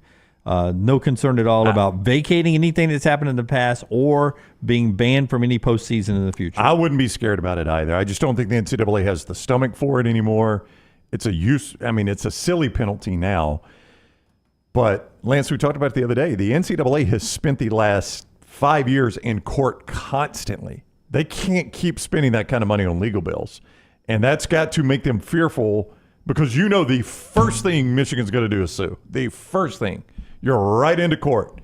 I mean, the sun doesn't set before the suit is filed. So you know you're going to be right in court. Why fight that? Yeah, again, the NCAA has lost a lot of power. Yeah. It's not even nearly the entity it was 5 years ago. And if you're Michigan and you're one of these power programs, you can just tell them to kick rocks. Yeah, that's what I would do. I'm with them, Dunaway. I'd be 0% concerned. Do you remember in Tombstone when Kurt Russell says, I don't think I'm going to let you, I'm not going to let you fire me today? Or remember when the guy comes up? What is the line? Yeah. And he's trying to take his badge or something? Yeah, I can't remember the exact line. But it's something along those lines. It was the mayor of the town. Yeah, I'm not going to let you fire me today. Yeah, I forgot what the term was, but yeah. But that's the way I would be if I'm Michigan. I'd be Kurt Russell. Great sign for me. At UCLA camp yesterday, Deshaun Foster comes out to meet the media in his T-shirt, leaning into what he said at Big Ten Media Days. The state of California, the UCLA dot, we're in L.A. So he realized, sort of froze up on the stage and has turned it into a positive. Deshaun Foster rocking the We're in L.A. shirt at the first practice of fall camp. If you'll remember, how did it go? We're UCLA. We're when he got to we're in football, LA. yeah, and we're with USC. Yeah. I heard somebody from the Big Ten Network this morning that covered him back when he played at UCLA, and they were like, he's such a good kid, he just doesn't like to talk to the media. And then I go back to whoever was helping him with PR. That's right. Like when you sit him out on that stage for the first time, it's just, I've got, note cards that I carry with me, and I do notes on them all the time. You've got the big note cards, I got the small note cards. Just take one out there. Nobody's going to fault you for that. Yeah. I really had no opinion on Deshaun Foster, good or bad, whatever. I kind of pull for the guy now. Oh, I felt sorry for him in that situation. I am cheering for them. I've got a lot of UCLA gear. That's always been one of my favorite teams. Nick Saban always had a small card. It's a little smaller than this, right in front of him on Hey Coach, when he walks to the podium. Never was anywhere without that small card to reference. Yeah, very methodical guy, and he's got things that he wants to relay, and you don't want to lose those. And I'm sure Deshaun probably had a really good message for UCLA fans and coming into the Big Ten, and he just got caught deer in headlights. And once you get to that point, you guys have been there, I'm sure. I've been there a bunch, and you just completely black out and lose your train of thought. There was I was the media co-host on Hey Coach one time. You did it way more than either one of us. 2 or 3 times I think I did it. And right in the middle of the segment one time, he pulled that out and he wrote something on it and he shoved it back up there. That's right. And in the break, I said, you don't have to answer this. I said, I'm just curious what kind of things you wrote on that card. He goes, oh, that was just something I was thinking I needed to tell the team. That's right. Like he's right in the middle of a guy. Some guy's not listening to you guys at all. It's right in the middle of some phone call, like breaking down Alabama football, and he's thinking of something he's telling his team and writes and slides it back up there. I think all creative people, I don't fall into this category, but there are a lot of people you hear, whether they write songs, Rockstar, didn't you tell me one time you had a guitar that used to hang above your bed, and if you thought of something in the middle of the night, you'd wake up? I'd write something, or I'd play myself to sleep. It's like something until an idea would come to you, and it makes you tired because it'd wear my brain out. Yeah. I still do that. 2 nights ago, I woke up, and I've got things going on in my life right now, and I had to like put the numbers together to see, because it was a new thing that came up in my head, and that was at like 3 a.m. 2 nights ago. Yeah, so it's not unheard of to do that on a card. One more, if it's true, and I'm going to get Brown to check it. If it's true, it's mind-blowing. It involves the Olympics. Right after LT tells us about our friends at Michelson, and then we'll get to Buster Olney. 205-969-8100. That is the number you need to call. The number that I called more than 2 decades ago. I had the 20/200 vision. I was legally blind without the aid of contacts. After the procedure, 2015 vision, better than 20/20. Make the phone call that I made. 205-969-8100. Ask for Amy. Tell her the next round sent you. She's going to hook you up with a hassle-free consultation, 0 to lose, to find out if LASIK is right for you. Dr. Mark Michelson, Dr. Jen Michelson, best in the business. Ask about the pre-inflation pricing. For more information, michelsonlaservision.com. I'm ready. Okay, first of all, Katie Ledecky. She won the gold yesterday, her second gold in the 1,500 meter. She won by 10 seconds. There was nobody else in the picture when she won this. It's one of those longer swims. She set an Olympic record in what is being called a very slow pool over there, because it's not as deep as they normally are, because it's in an old rugby stadium. It's only 2.1 meters deep. 3 meters is where they're usually at. Displaced water. Let them swim in the sign. It's a little choppier. So there's only been one world record set. 4 more days of swimming. If that holds up, it'll be the first time since 1952 that there's been 1 or 0 world records set at the Olympics, because we just blow them out of the water. People get faster. Yeah. The technology is better. Not that we're making better water, but you know what I mean. No, you learn how to be more aerodynamic. Yeah. Suits are better, whatever. Yeah. Pools are better. In this case, it's a slower pool because it's not very deep. Ledecky was amazing. Only 1 world record, 1952. Michael Phelps, in my opinion, greatest American Olympian of all time, in the discussion at least. Yeah. I saw last night, and I want it fact-checked. Okay. He no longer holds any Olympic records. Oh, I don't believe that. He's got to hold the most medals, right? Oh, that would be the record, but you mean like time records? Like time-wise. Like he doesn't... I still find that hard to believe, just because of how bad he beat people back then. But I think, if I heard this correctly last night, and I think it was with Snoop Dogg, ironically, if I heard it correctly. Well, I thought Snoop was going to be like, in on the Olympics for a minute, carry that torch, and then fly back to Southern California. Flav's pissed. Like, I've been I've been campaigning for this thing for months. I just saw a picture with, and I know Bob Costas is short, and I know Snoop, Calvin Brodges is 6'5", but I didn't know Bob Costas was that short. The picture of them side by side is crazy. Yeah. No, Bob is, he is short. Like 5'5"? Yeah. So we'll fact check that in the commercial break, Brownie. But if I heard correctly, Michael Phelps no longer holds any Olympic records. That'd be hard to believe. Buster Olney on the other side when we come back. The Braves maybe heating up, and they got the Marlins in town. Trade deadline reaction. Down the stretch we come with Buster when we come back. Call the next round now at 205-734-0923. You could win a Cadillac CT5 or your share of $25,000 in free play and cash at Birmingham Racecourse Casino. The more you visit, the more chances you have to win. Play the latest, most exciting games around with fun bonuses and big jackpots. You can be a winner too. Come win your share during the Cadillac CT5 and $25,000 giveaway at Birmingham Racecourse Casino. Drawings April 5th and 6th. Located off I-459, exit 31, Derby Parkway. Must be 21 or older, must be present to win. Stop by the New York Butcher Shop and pick up the finest in certified Angus prime beef steaks and burgers, premium pork chops, ribs, and all-natural chicken cut to order just for you.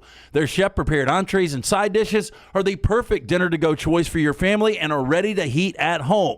With a great selection of fine wines and desserts, the New York Butcher Shop is your one-stop dinner shop. 2 locations to serve you, Cahaba Heights and on Highway 119 in Greystone. The New York Butcher Shop. Rare quality, well-done service. Maybe you follow us on Instagram, Facebook, X, LinkedIn, or TikTok while we're changing the game yet again. Tyler's Telegrams has been developed exclusively for you. Hi, this is the lovable boy you know as Tyler the Intern. I'm a businessman now. I will come directly to your door and tell you every time a new piece of TNR content drops. For the low, low price of $740,000, you can be notified by me, one of the biggest stars of the next round, about that thing you missed. Sure, the rest of those social media services are free, but so is radio, and we all know how well that's trending. Tyler's Telegrams is currently operating exclusively in Bibb County. Other social media platforms are available everywhere. Hey, Lance Taylor from the next round to tell you about my friends at Michelson Laser Vision, located conveniently UAB Highlands. Almost 20 years ago, I went in for the procedure. Only took 12 minutes for both eyes. When I went in, I had 2200 vision. I was legally blind. Now I have 20/15 vision, still 19 years later. Make the call today. Schedule a hassle-free consultation. 969-8100. Dr. Mark Michelson, Dr. Jen Michelson, Michelson Laser Vision. Make sure you tell them the next round sent you. 969-8100 or MichelsonLaserVision.com. Hey, you. School's coming back. Time to gear up. And at New Balance Birmingham, we know what's up. Before hitting the books, check out the looks. Come together at New Balance Birmingham on Highway 280, right next to Chick-fil-A. New Balance Birmingham, we got now.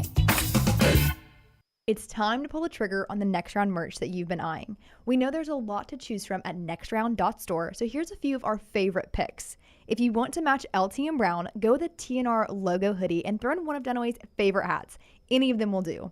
The Backroom's go-to is the classic logo t-shirt, while my personal favorite is the light blue TNR crew neck. All of these items can be found at nextround.store and are EG approved. Rest assured, your order will be packed with lots of love from us here at the Next Round. Head over to nextround.store to start filling up your cart.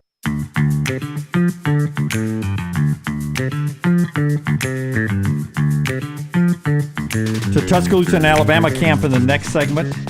More from Hugh Freeze and Auburn on the field as we speak at the top of the hour.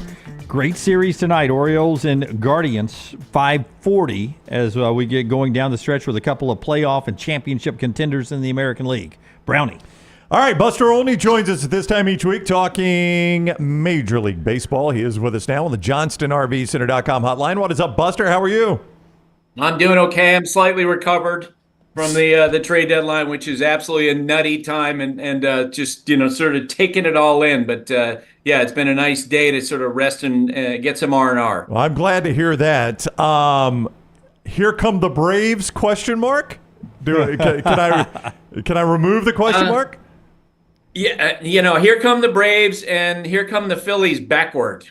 Yeah. The Phillies are not playing well right now. Bryce Harper, is locked in a slump. They just seem to be sliding. My son, the Braves fan, who veers from being completely pessimistic to totally overly optimistic, is like, you know what? We might catch him. We might catch him. It's down to 6.5 games. And I'm like, no, I don't think so. I think the Phillies will wind up winning the division. But yeah, I think the hope is up for the Braves. I think the addition of Jorge Soler in the moment they got him was absolutely perfect. They needed to do something. The other day I was talking with a general manager. This was on Sunday morning, and he goes, "Let me tell you, I've been in that place where I've gone into my clubhouse having done nothing at the trade deadline, and man, do you feel like crap. Like you got everyone in that room looking at you like, why didn't you do something?" And I do think there were actually a lot of teams that were making moves in part just to say, hey, we tried. I think this was a substantive move. And I know I talked to Alex Anthopoulos in the aftermath of this trade, and they, were aware of the fact that Soler over the last 8 weeks really was turning his season around. They had their experience with him in 2021. They, evaluated what his defensive metrics were with the Marlins last year, and they feel like he can play the outfield. They were really happy to get him. Are they going to go back to being the Braves of last year with this monstrous up and down lineup? I don't think so, but they're better than they were. I will try to get my Dodgers questions out of the way right here. First, Jack Flaherty, back to the trade deadline. This is a guy that was pitching on a one-year deal. Most people thought his best baseball was behind him.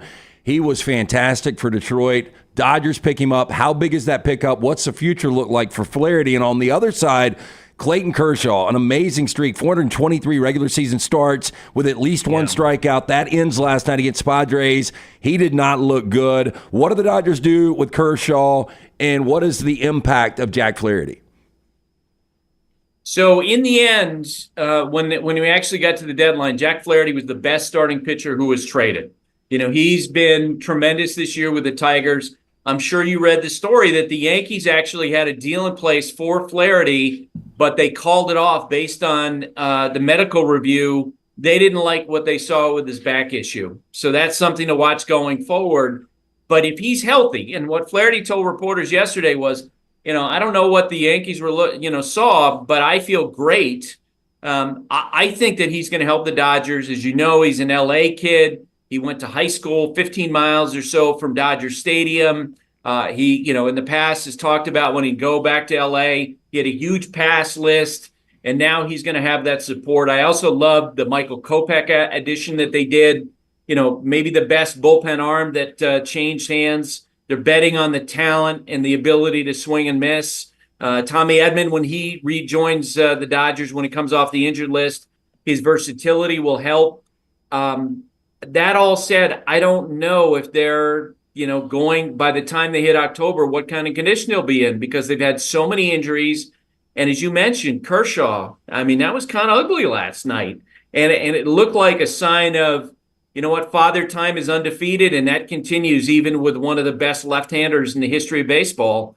And, when I talked to Clayton, our Sunday night group talked to Clayton a couple weeks ago, he mentioned, he knows he can't throw 95 anymore, but he can spin a slider, and he's really competitive, and you could see him making adjustments. I just kind of wonder if the Padres right now, red hot, were a really bad matchup for him yesterday, and maybe he bounces back in his next start.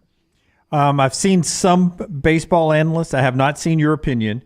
I don't even know if you have one, but as a Rays fan, we always have opinions. Yeah. We always have opinions. We dumped everybody right as they're approving the $1.4 billion stadium project, which didn't make a lot of sense to some people. And 3.5 out of the wild card when they dumped everybody. What do you think? I know that's business, small market, but what do you think about the Rays sort of resetting things? So the Rays have so much respect within the industry. Eric Neander, their head of baseball operations, is one of the guys. When I did a poll in the spring and asked general managers who's the best at that job in baseball, he got a lot of votes. People respect the fact that he's progressive and he's aggressive and he will turn things over. And they will also say, in the other part of their breath, it's really easy to do that kind of turnover when you're in Tampa Bay and no one cares. Right. Like, you can't do that if you're running the Dodgers or you're running, the Mets or a big market team, because the fans will react in Tampa Bay. You can just do things that make the moves to build the best baseball team, into the future that you can. Look, they position themselves in a great way going into the future. They had, financial, concerns, and they have their restraints. And so they deal with Zach Eflin. They deal in Isaac Paredes at a time when his value is higher. They get prospects in return. Kenny Rosenthal, who is a former teammate of mine when we both worked at the Baltimore Sun, wrote that, this is the Rays building the next great Rays team. And when I read that, I was like, I wouldn't go that far. When's the last great Rays team? But they're keeping the ball moving. They have not gone through the cycle of being really bad and tanking the way the other teams have. So I get why they're doing it. I'm with you. There's a little part of it that makes me queasy that they would have a team in the race and would blow it up as they continue to manage their payroll. ESPN's Buster Olney with us each week on the JohnstonRVCenter.com hotline. So Jazz Chisholm, I didn't know what to expect when we went to the Yankees, and I know he had a cooler night last night, but boy, those first two nights in Yankees pinstripes were something. Yeah, and look, we've talked through the years about so many players who've gone to New York and just melted down. Sonny Gray, who I thought was going to love New York, he couldn't stand it, and he was taken down by it. Joey Gallo, all the way back to Ed Whitson, Kenny Rogers.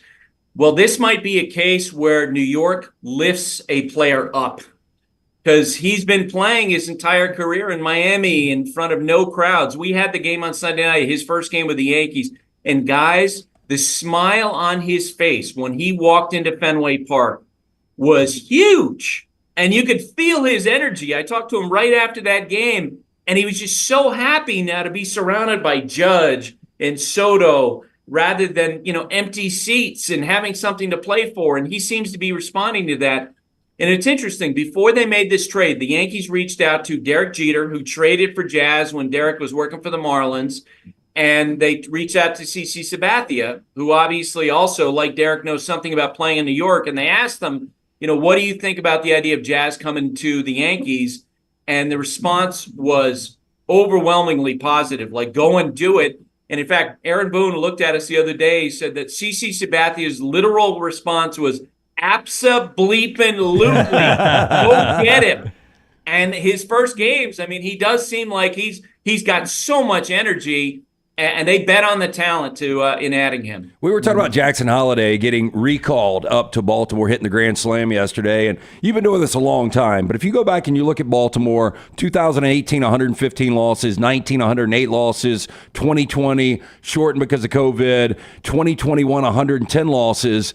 And last year, 101 wins, and they are pacing maybe to have the best record in baseball this year. How did their farm system get so good? Because they tanked, and they picked at the top of the draft. And you got Adley Rutschman, and they also did an amazing job of drafting and developing. Like Gunnar Henderson was, the 42nd pick overall. He wasn't number one overall, and he went to the Orioles, and he made great changes with his swing, and that really helped. And they got other guys as well. I do think, like when we were doing, grades for the trade deadline, I would have given the Orioles a C+, because their window to win, guys, is right now. They won 101 games, you mentioned last year. They're leading the, they're at the top of the American League East. This is the opportunity. And yet Mike Elias, their general manager, in my opinion, is being really conservative, almost afraid to make a mistake. Now is the time you go get those starting pitchers, at the top of the market. If I had been in the Orioles' shoes, I would have told the White Sox, look, what's it going to take to get Garrett Crochet? And I'd make that happen, because I think now is the opportunity for them to win going forward. The two comps in baseball history the last 10 years, I think, for where the Orioles are now, the Chicago Cubs, right, back in 2014-15, they spent $155 million on Jon Lester. They went big. They traded for Jake Arrieta. They got lucky, but he was a dominant starting pitcher. The Astros traded for Justin Verlander. At some point, their owner, Jim Crane, went big. The Orioles have to think bigger than they have been. They went and got Zach Eflin, who's an okay starter. but he's not a guy that you could see missing bats in October. That's what I was surprised they really haven't focused on it. They didn't focus on it at the deadline. When I was in high school, Buster, there was a Friday the 13th was the big movie in the theater. Maybe I was middle school. I can't remember exactly. But Jason never got killed. You just think Jason was finally going to be killed. Oh, that had to kill him. Didn't kill him. Here's the Houston Astros. We thought they were dead at the start of the year. Yeah. Now it's right time, right location. That Western Division isn't what it used to be. But here are the Astros again, tied for first. Tied for first, playing better. They've got a bunch of guys with a lot of experience. They trade for Yusei Kikuchi, betting on the talent. Kikuchi at his best is, throwing 95, 96 miles per hour, and he's beating hitters. And, and at his worst, he's a guy who has a bad inning, and they're hoping to work through that. I love the fact that, again, they were aggressive at the trade deadline. They made some moves. Dana Brown, who used to be the scouting director for the Braves and was responsible for picking guys like Spencer Strider and Michael Harris, I think they made some sound decisions at the deadline. Seattle still has a great pitching staff. We'll see if they can hang with them. And the Texas Rangers, last year, the award for the Charge of the Light Brigade Award definitely went to the Angels, who made all these trades to try to win, and they proceeded to lose all their games at the beginning of August, and it turned out to be a disaster. That's where the Rangers are, right? Where they make the decision, you know what? We're not going to sell. We're going to try to win, and they're getting their brains beat in, and they have to turn it around very quickly. The Astros clearly now the favorite to win that division again. But that may be an all-or-nothing division there. The wild card. That's exactly right. That's exactly right. A lot of these other teams in the wild card race, I don't think if you don't win, if you're one of these American League West teams and you don't win the division, you're not making the playoffs. All right, Wrigley Field, Sunday night for Buster in the game. Cubs-Cardinals in Wrigley, 6 o'clock ESPN is where you'll see Buster there. Buster, thank you very much for the time. Enjoy Wrigley. Yeah. We got Tommy Pham on the mic, and I'm sure someone's going to be asking him. A fan will send in a question asking about fantasy football. So I think that'll be worth looking forward to. Fantastic. That is really good. You're right. Thank you, Buster. Take care. Buster Olney with us on the Johnston RVCenter.com hotline. Hey, don't forget the kickoff party. Our fourth kickoff party is coming up August the 15th at Walk-Ons, Brownie. Looking forward to this again. It is Walk-Ons Stadium Trace, which if you don't know where that is, it's where we've been the last few years. It is 150 near the Hoover Met, right there off 459. You can come by and enjoy a great night at Walk-Ons. We'll have some giveaways. We're just talking about some unique things we're going to do this year. There's going to be a special T-shirt that will be available to the first number of people that show up, so we'll let you know all about that. Walk-Ons, Highway 150, Stadium Trace, near the Hoover Met, just off 459.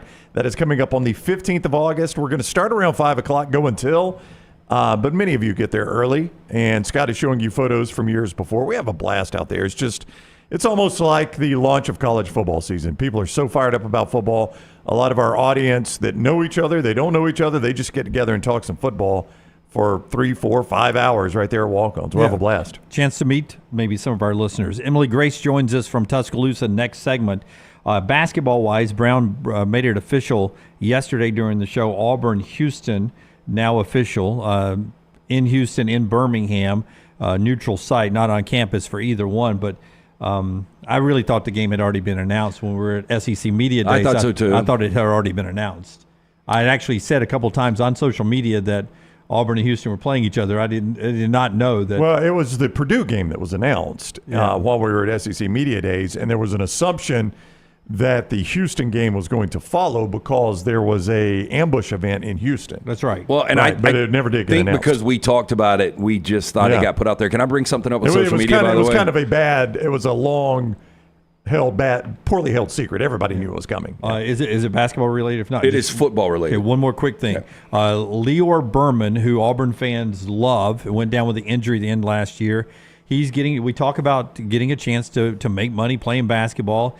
He has signed a professional contract. He's heading over to play in Israel, in the Israeli Professional League, which is pretty competitive, isn't it? And this is what, we had Jordan Swing on the show, remember? Yep. And that was when the war had just broke out between Ukraine and Russia. That's right, and he had to get out quick. An incredible story. So, if you're a parent, you kind of worry about things like that. But I would tell my son, if he had the ability to play overseas, this is a once-in-a-lifetime experience. You can make really good money. You get to see the world, and you get to do something you love. I mean, this is awesome for a guy that doesn't have the skill set to play at the next level. Yeah, and I think Stephen Pearl, I think he said this is the 3rd or 4th Auburn Tiger who'll be in the Israeli Professional League. So congratulations to Lior. I'm sorry, I just want to get that basketball I was just out going to real bring quick. it. So Lil T got me to put out a video regarding Big Cat Weekend in Auburn on Monday.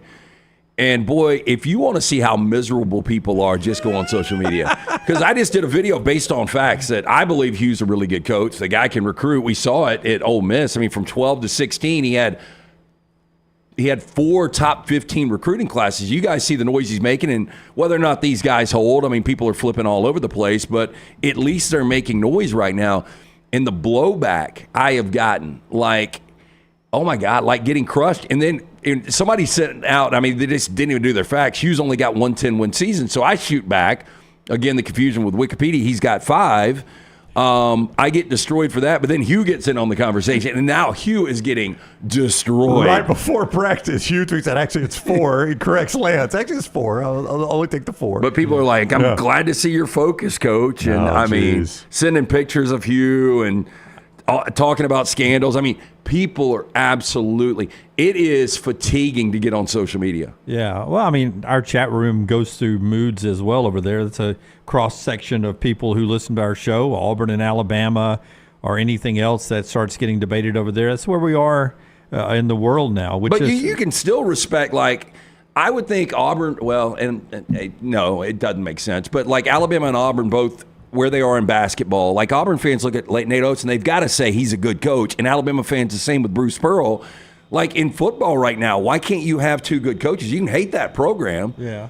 But it can still be factual that Hugh Freeze is a good coach, right? Yeah. I believe he's the best coach they've had since Pat Dye. I believe we should be that way in everything, right? Politics, you have the debate, you have the election, and then you go on, we're all Americans, and then we do it again in 4 years or 2 years. In religion, and we should be that way. In relationship, we should all be forgiving and have everyone else a voice and opinion, and then you move on. We get further and further away from that every day. We slip deeper into the calendar. Well, it's just sad. Like, I would say this. We did a couple of, and you were up here for the mental health podcast we did with Dr. Brett McCabe yesterday, and these are going to be incredible. Like, we had a guy on, his former teammate, that tried to commit suicide and was unsuccessful, thankfully, in that, but he's had 30 surgeries since. I know Forster was back there watching this. That was a powerful story. And then Jalen Milroe, Alabama's starting quarterback, joined us to talk about his struggles with mental health. So there's a lot of people struggling with this stuff. There's other ways to project it, though. That's all I would say. Yeah, but most of them are not projecting it that way. They're doing it through at their fingertips or in different ways. By the way, Mr. B, I actually do. You do what? I take criticism pretty well. I really don't care. Well, I mean, all we get is criticism in the chat room. Right. So I mean, mybookie.ag chat room. I'm just saying, nobody keeps us more honest than all that. I was saying is I think Hugh Freeze is a really good coach, and for people to say that he's not a good coach makes no sense. Our friends at Hydra Live bring you that update there, and we'll get to Emily Grace coming up from Tuscaloosa on the other side as we get rolling with some more college football with you today. Hydra Live. Hey, everybody can go there and chill as well, LT. Well, it looked like the last couple of weeks we've seen more rain than we've ever seen in a 2-week period in this area, and I was looking at the 7-day, and it looks like there's going to be no rain. So you're going to be out on the golf course, going to the beach, going to the lake, whatever, getting in these last-minute trips. Make sure you are properly hydrated. Very important. IV therapy, B12 injections, cryotherapy, compression therapy, it's all under one roof. IV therapy treatments packed with nutrients to increase energy, reduce stress and anxiety, boost that immune system, and much more. Ask about the memberships. Members are rewarded with deep discounts. Save up to 50% off regular pricing for all services. Plus, you receive 1 free IV bag per month. You recoup that IV membership fee in just 1 visit. Hydra Live is open 9 a.m. to 6 p.m. 2 locations in Birmingham, the original in Homewood, now Highway 119 in Greystone. Also, a Tuscaloosa location. Very important. Mention the next round. 20% off any of those great services. For more information, hydralivetherapy.com. Everything Alabama, all the time. Subscribe and set alerts at Roll Tide Pods on YouTube and wherever you get your podcasts. This hour of the next round is presented by the Birmingham Racecourse Casino, now featuring 7 days of giveaways with your chance to win a share of up to $125,000. The more you visit the Birmingham Racecourse Casino, the more chances you have to win. Storm season is here. Make sure you have a plan of action in place right now. Greg from Pell City and Storm Restoration Roofing should be your first call when storms hit. Insurance companies love working with Storm Restoration Roofing because of Greg Nelson's name and reputation in the industry. When storms hit, call Greg Nelson. He's local, 205-542-3531. He's the home of the free no-cost roof inspection. Greg from Pell City on Facebook, 205-542-3531. It's Storm Restoration Roofing. Just because you've quit going to the gym, it doesn't mean that you have to quit gym altogether. Dunaway, that is. With our Next Round podcasts open 24/7, 365, you can access gym anytime you'd like. While you may have done away with your treadmill routine, our version of Dunaway is standing by ready to get you back to your absolute best. Find all that lovely Jimmy D-led content on Spotify, Apple Podcasts, Google Podcasts, and in the podcast section of nextroundlive.com. This message is sponsored by Jimmy Crypto Inc. and Jimmy Crypto for President. Hey, Lance Taylor from the next round to tell you about my friends at Michelson Laser Vision, located conveniently UAB Highlands. Almost 20 years ago, I went in for the procedure. Only took 12 minutes for both eyes. When I went in, I had 2200 vision. I was legally blind. Now I have 20/15 vision, still 19 years later. Make the call today. Schedule a hassle-free consultation. 969-8100. Dr. Mark Michelson, Dr. Jen Michelson, Michelson Laser Vision. Make sure you tell them the next round sent you. 969-8100 or MichelsonLaserVision.com.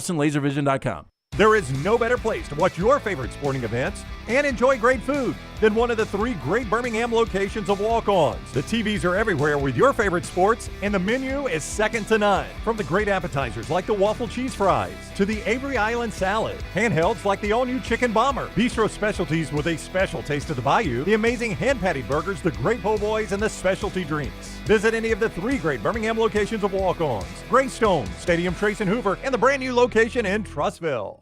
Are you tired of buying your CPAP mask and supplies online only to be disappointed? It's time to visit CPAP Plus, your locally owned and operated CPAP shop that prides itself on personal service. Come see what you're buying at CPAP Plus with 3 convenient locations in Pelham, Highway 280, and now open in Trussville. Drop by for a free CPAP checkup and free filters, no appointment needed. Plus, sign up for their giveaway for a chance to win a free travel CPAP machine. Just Google CPAP Plus or visit any of those 3 locations.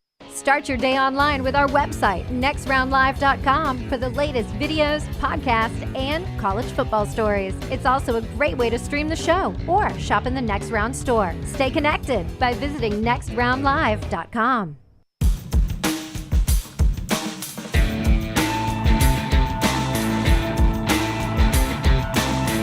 All right, EG joins us in just a second. Before LT tells you about lanceslock.com, I bet he's got a play on the game tonight. I hope he does at lanceslock.com. Football tonight, Texans and Bears, ABC, 7 o'clock. Biggest reason to watch the game, none of the starters will play. It's going to shock everybody when you turn in for the opening kickoff. You've probably forgotten. I know. New kickoff rules start tonight. It'll be like watching an XFL game with NFL uniforms. I have side and total. The Bears right now 1.5-point favorites. Total 31.5. One of the lowest totals you will ever see in the National Football League. But side and total, we've also got preseason packages available. You get the entire NFL preseason. We don't win. Guess what? You get a month free. Ooh. That's the way it works. Go to lanceslog.com. It is always brought to you by our friends at Hemp Hill Services, 205-229-2090. Whether you experience plumbing, heating, or cooling issues in your home or business, they are ready to serve you. 205-229-2090 or hemphillservices.com. As we go to EG, I don't believe this will surprise anyone. Kirby Smart, meeting the media before their camp, has announced officially that Ra Thomas, the wide receiver transfer from Mississippi State, he played last year at Georgia, has been dismissed from the team. If you missed the story, he's had a second arrest now on battery and child cruelty. The first charges were dropped. He is now facing new charges on this. One of those a felony. Kirby Smart says no longer part of the program. So no longer indefinitely suspended, dismissed from team. Dismissed from the team. Yep. Georgia has dismissed him from the team. That's not just reports. Kirby Smart himself. Well, he could have been a factor too. Yeah, could have been. All right, let's go to Tuscaloosa, EG. Emily Grace McWhorter back at camp today for Alabama. She'll be at Auburn tomorrow. EG, what is up? How are you? Nothing much, guys. It was kind of a chaotic morning getting down here, but we made it on time. The guys at Heritage House took care of me with coffee and breakfast.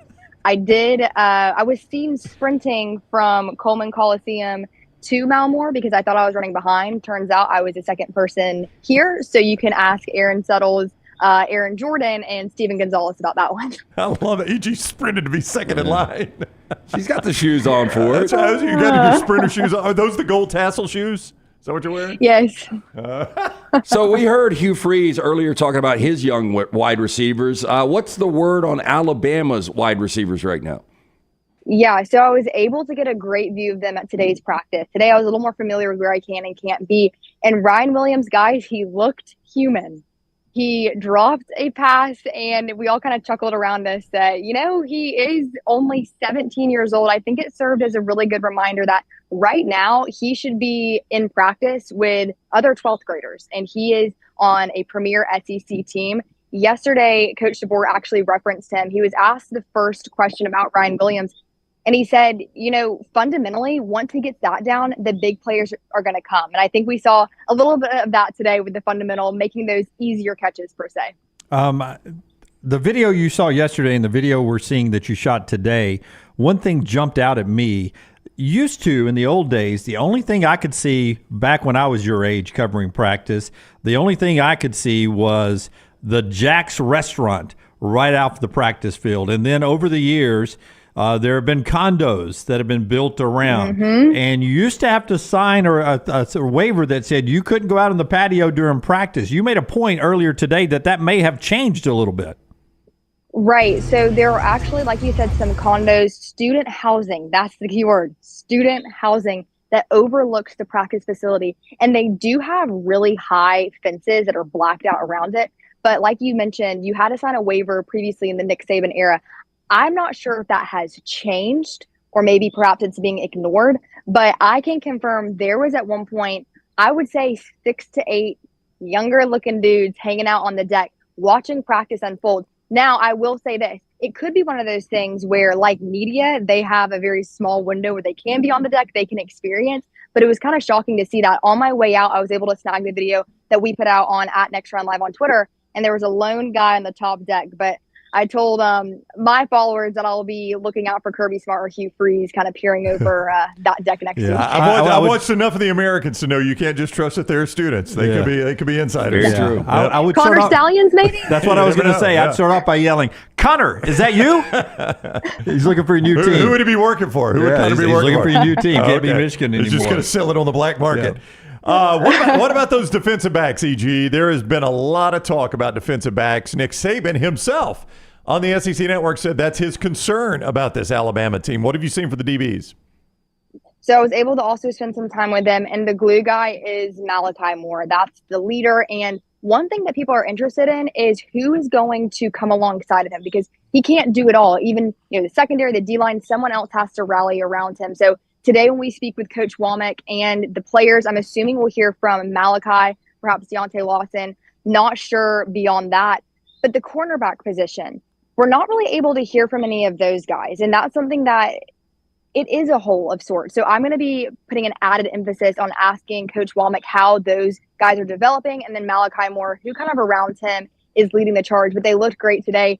It's just so fun to be out there. And the energy that these guys are bringing to practice is so evident. They are sweating, though. Holy cow. I also have realized that it might be the defensive staff's MO to wear those sweatsuits, because it was not just Coach Womack today. Yeah, it's being talked about from our buddy Josh Pate all the way up to Barstool Sports about him in that full sweatshirt, sweat outfit yesterday. Do me a favor, when you talk to Coach Womack, see if he answers this question. I'm concerned, and I wonder what the guys at the table thinks about edge pressure, right, off the edge for this team. The Dallas Turner, the Will Anderson type pressure off the edge. I feel like Campbell and Lawson in the middle, solid. Who's going to be the guys off the edge for this team? So I'm interested in that today. Okay. If you get a question or if you get that answer, send me the answer, because I want to hear what Kane Womack says about pressure off the edge with this team, because that's one of those highlight points for me, EG. I don't know if you got one or two, but for me, that's one for Alabama for me. Yeah, I think really, and I want to focus on the defense, and we already talked about it, that defensive back group. I want to see someone other than Malachi being a vocal leader on the field. I think that we already know that him, Tyler Booker, and Jalen Milroe are kind of Kalen DeBoer's guys. It's also the members that went to media days where we were. But I think there needs to be some leadership come from elsewhere in this program. One thing that does stick out to me in referring to those three guys is that when you think about this time last year, everything was different, right? Saban was here. We really didn't know the quarterback situation, and they have gone through such a transitional period. And it's really encouraging. I'm sure Alabama fans agree with this, that those guys have stuck around and they have really made a point that this is where they want to be. But ultimately, it needs to come from the younger guys as well to create that culture from top to bottom. All right, so EG, coming up in about an hour and 15 minutes, you and us are doing a pennant race. Am I right about that? You'll be live from Tuscaloosa on the pennant race? Yes. So in about 30-ish minutes, I'm going to head back into Mount Moore, and they will bring out players and Coach Womack to chat with them. And then immediately following that at 12:15, I will be live from here talking the Braves. It's a very hopeful time for Braves fans. So I'm excited to do that. And then, of course, we'll be pushing out all of the clips I get from the players and Coach Womack as well. That's right. Next round live for that, the pennant race for the pennant race. They'll be live coming up here in just a little bit. All right, EG, thank you very much. Enjoy Tuscaloosa. We'll see you in Auburn tomorrow. Bye, guys. All right, see ya. Emily Grace McWhorter on the road. She's visiting camp. Again, she'll be at Auburn tomorrow. Player availabilities at Auburn, so she'll have some player interviews that will also be up at Next Round Live from Tuscaloosa today and from Auburn tomorrow. Urology Centers of Alabama bringing you our coverage. UCA, 35 urologists, 16 locations around the state of Alabama.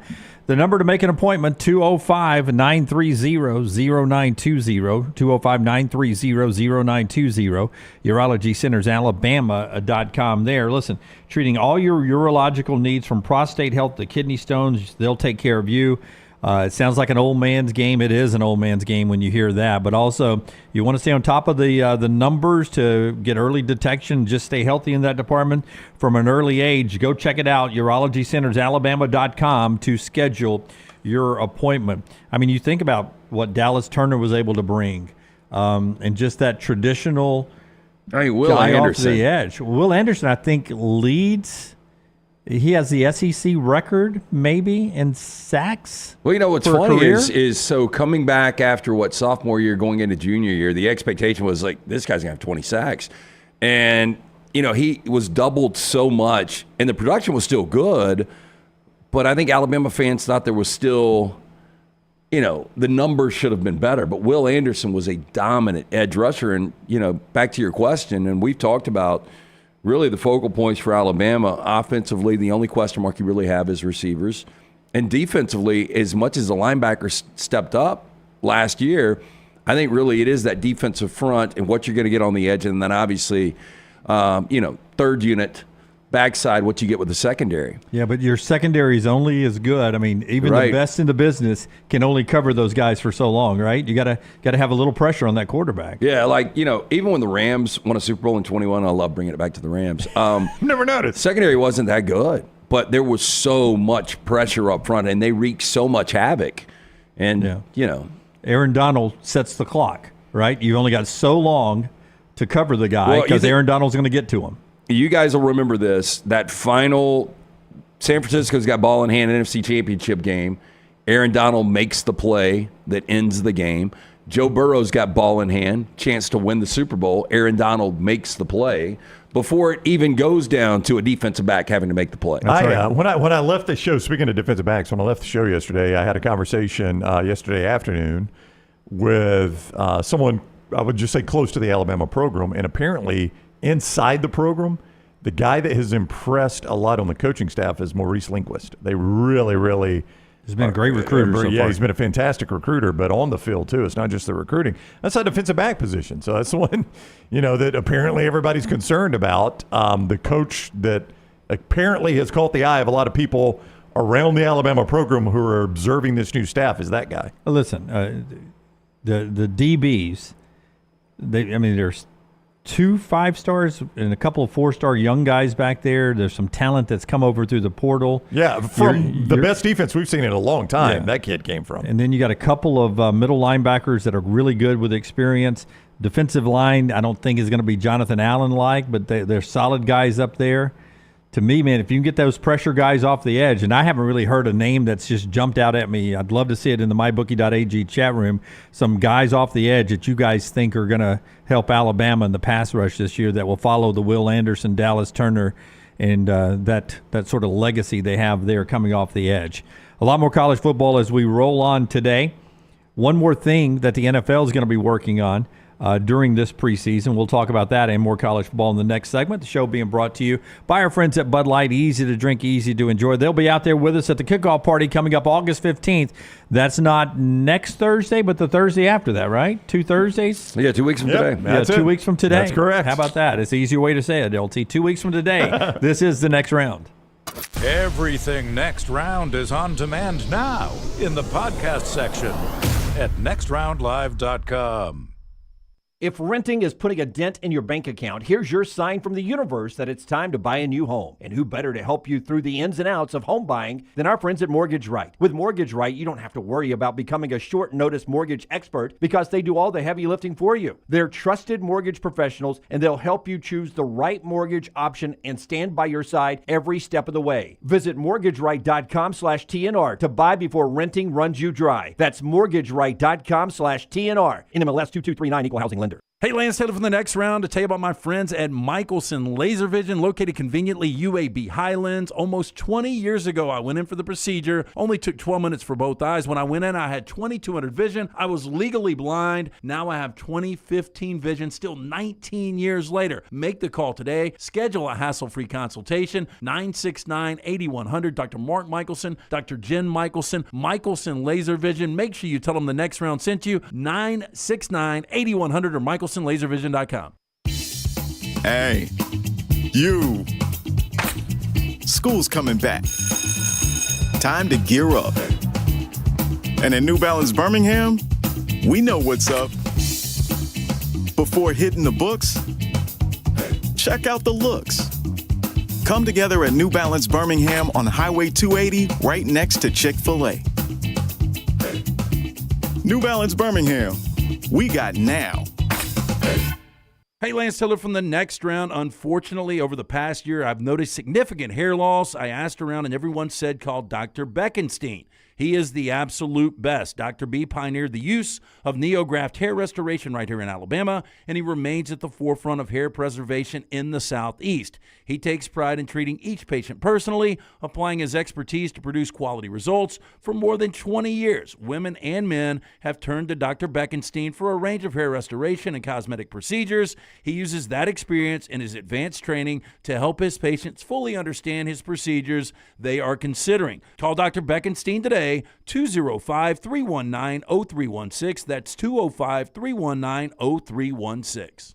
Bright Bank, member FDIC, equal housing lender. You never know what we're up to here at the Next Round. The easiest way to stay in the know with our antics and adventures is to follow the Next Round across all social media platforms at Next Round Live on Facebook, Twitter, Instagram, and TikTok. Whether it's Dunaway sleeping in the studio, Tim and Lunceford breaking down the latest movie release, or Game Day Chronicles, we are here to keep you updated on the latest sports news while, of course, having just a little bit of fun. Follow at Next Round Live across all platforms to join in. Jim Dunaway, Lance Taylor, Ryan Brown, and Rockstar. Live from the Birmingham Racecourse Casino Studios, the next round, presented by Bud Light, is on now. Hey, one other thing that they're working on in the National Football League that they're going to test in the exhibition season. This is another XFL, UFL thing, by the way. USFL, XFL, UFL thing, just like the kickoff, is the elimination of the chain gang. They're going to use that technology during the exhibition of the NFL. They say it will not be ready they don't likely not use it in meaningful games until 2025. Unless it's so successful in the preseason, they may bring it in earlier, but 2025 at the earliest right now. It's the official terminology is Sony's Hawkeye technology, to where the spotting of the ball, and it's within a half inch, they say, And they've determined that's the same user error you get with the chain gang, or maybe even more precise than the chain gang, within a half inch. And they're fitting every NFL stadium with these cameras that can determine where the ball placement should be. And they're saying it's going to speed up the game too, that using the precision technology, they'll just be able to say in the ref's ear as they're going to spot the ball, that's a first down. That's a first down. And you've already seen them be able to, like, talking in the ear, move that a step forward, move that a step backwards. Yeah, they're already doing that in the SEC. Yeah, they're already doing that. Yeah. So I'm okay with this technology. The chain gang will hang around for us old folks. Okay, good. In case the technology goes down, they'll go back and use it. Those guys basically just get a good ticket to the game. I know. You never see them come on the field anymore. For one thing, Lance, they've quit marking the ball. I don't know that this is an official rule or that they will admit they'll do this, but if you guys will watch, they never mark the ball between hash marks anymore. They always move it to the nearest hash. Wasn't there something fun, though, about watching the chain gang walk out there on basically, so you got a 4th and 1, the spot, they walking out there, it's under 2 minutes, the game is on the line, and there's like that much left. That's right. Well, that's the drama of football that you don't really always get in basketball. Baseball is a game of stoppages, but in football it's a play, and then there's time to process that play, and mentally in your own head as a fan to set up the situation, or the announcer sets it up for you, and then there's another play, and then you set it up. Oh, it's 3rd and 3, man, we need this, or the chain gang coming out. That's part of the drama of football. I don't want to rush through it to where it's basketball. If you remember, one of the most famous plays in college football history was Jadeveon Clowney decapitating a Michigan running back. What preceded that, if you'll remember, was it was a 4th down play Michigan ran in the Outback Bowl. They were clearly short of the first down when the chains came out, and the ref gave them a first down. Spurrier lost his mind because it was right on the South Carolina sideline where the chains were.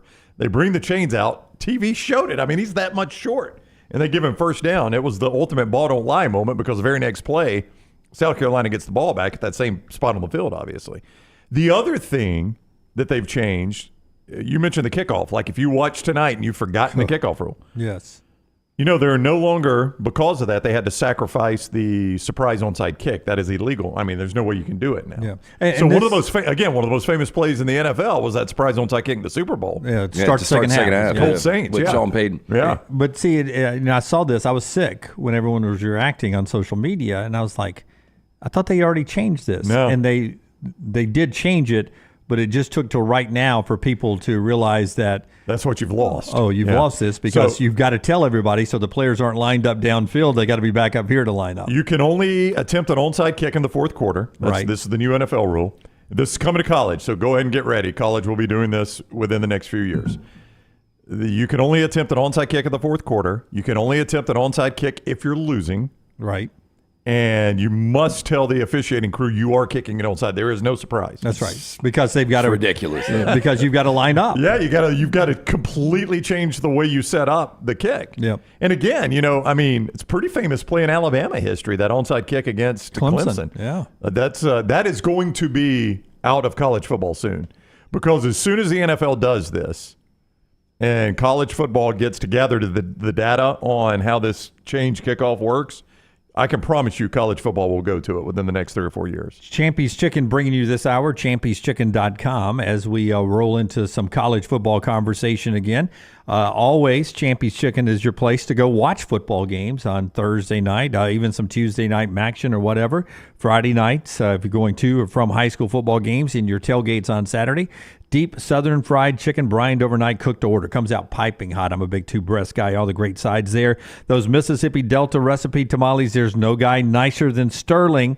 And if we don't get Sterling up here before the kickoff party, hopefully I'll at least see him at the kickoff party. It's Champy's Chicken, champyschicken.com. Highway 119 in Alabaster. Go by and say hi to Sterling. He's been there for over a decade at that location there.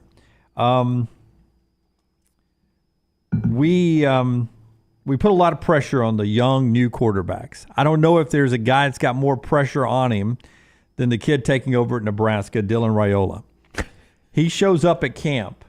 Yes and no. I don't know if I agree with that. Pretty low bar. He's they hadn't had a winning season in I don't know. But he's been tapped as a guy that's going to bring Nebraska football back, though, right? Well, I'm going to let you finish because I'm curious if you saw what I saw about him. That's so weird you brought this up. I saw this last night. Well, here he comes into camp. Who does he look like? Well, they're saying that he gives Patrick Mahomes vibes. Oh, well, I mean, he doesn't help himself by wearing those glasses. Well, I know. He's trying to give me the side-by-side for us. There you go.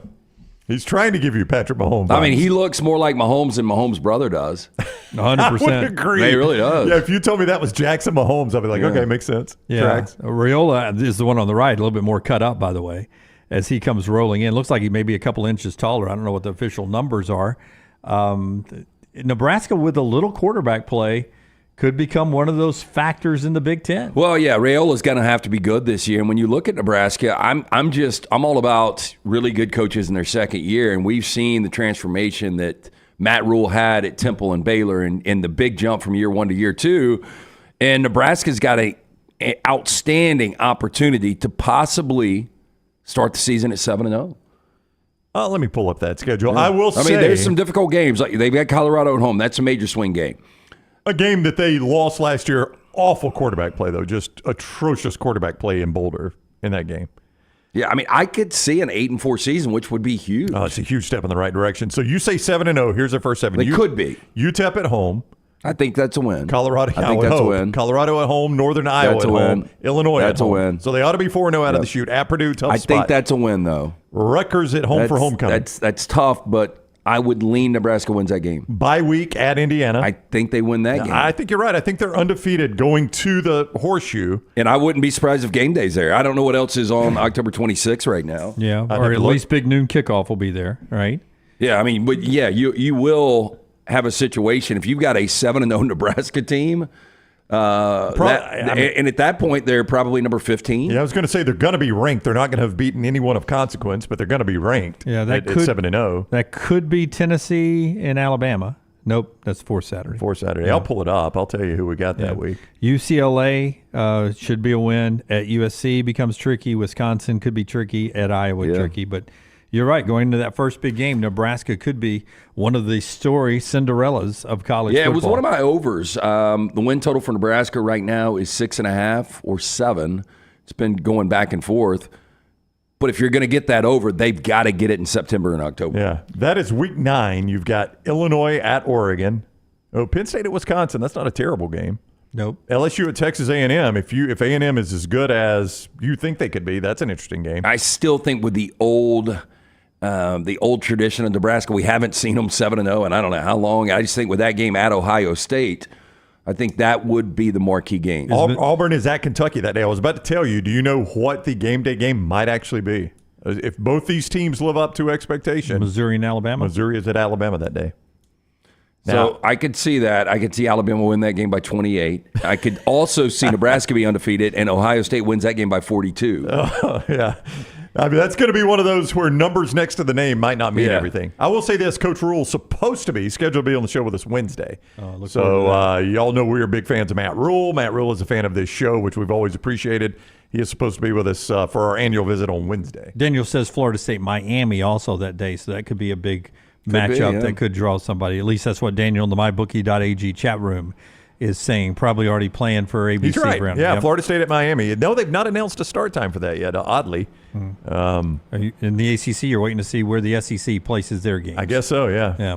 All right, before we do one more thing in this segment involving college football, last night was Trivia Night at Odie's. What was the question last night? J.K. Rowling. What came first? J.K. Rowling, the author, who Lunceford loves. Better than John Grisham. Or Sprite, which I love.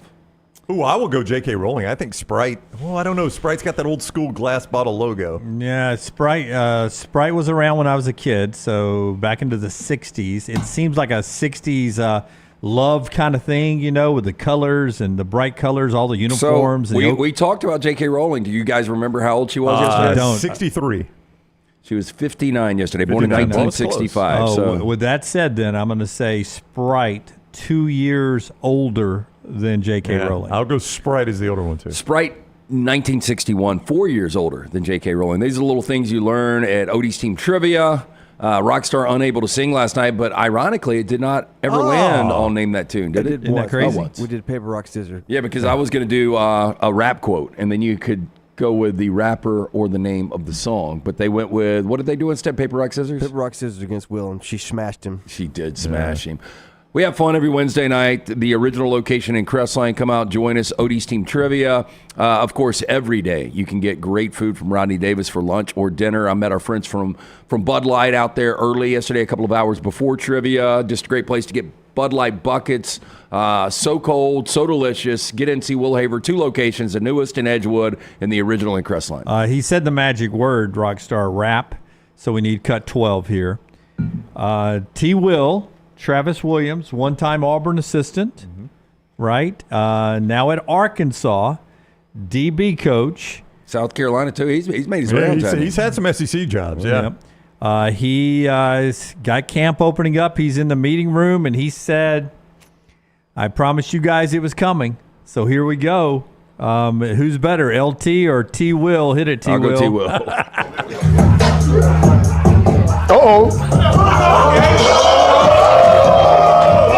Remember, embrace the hog.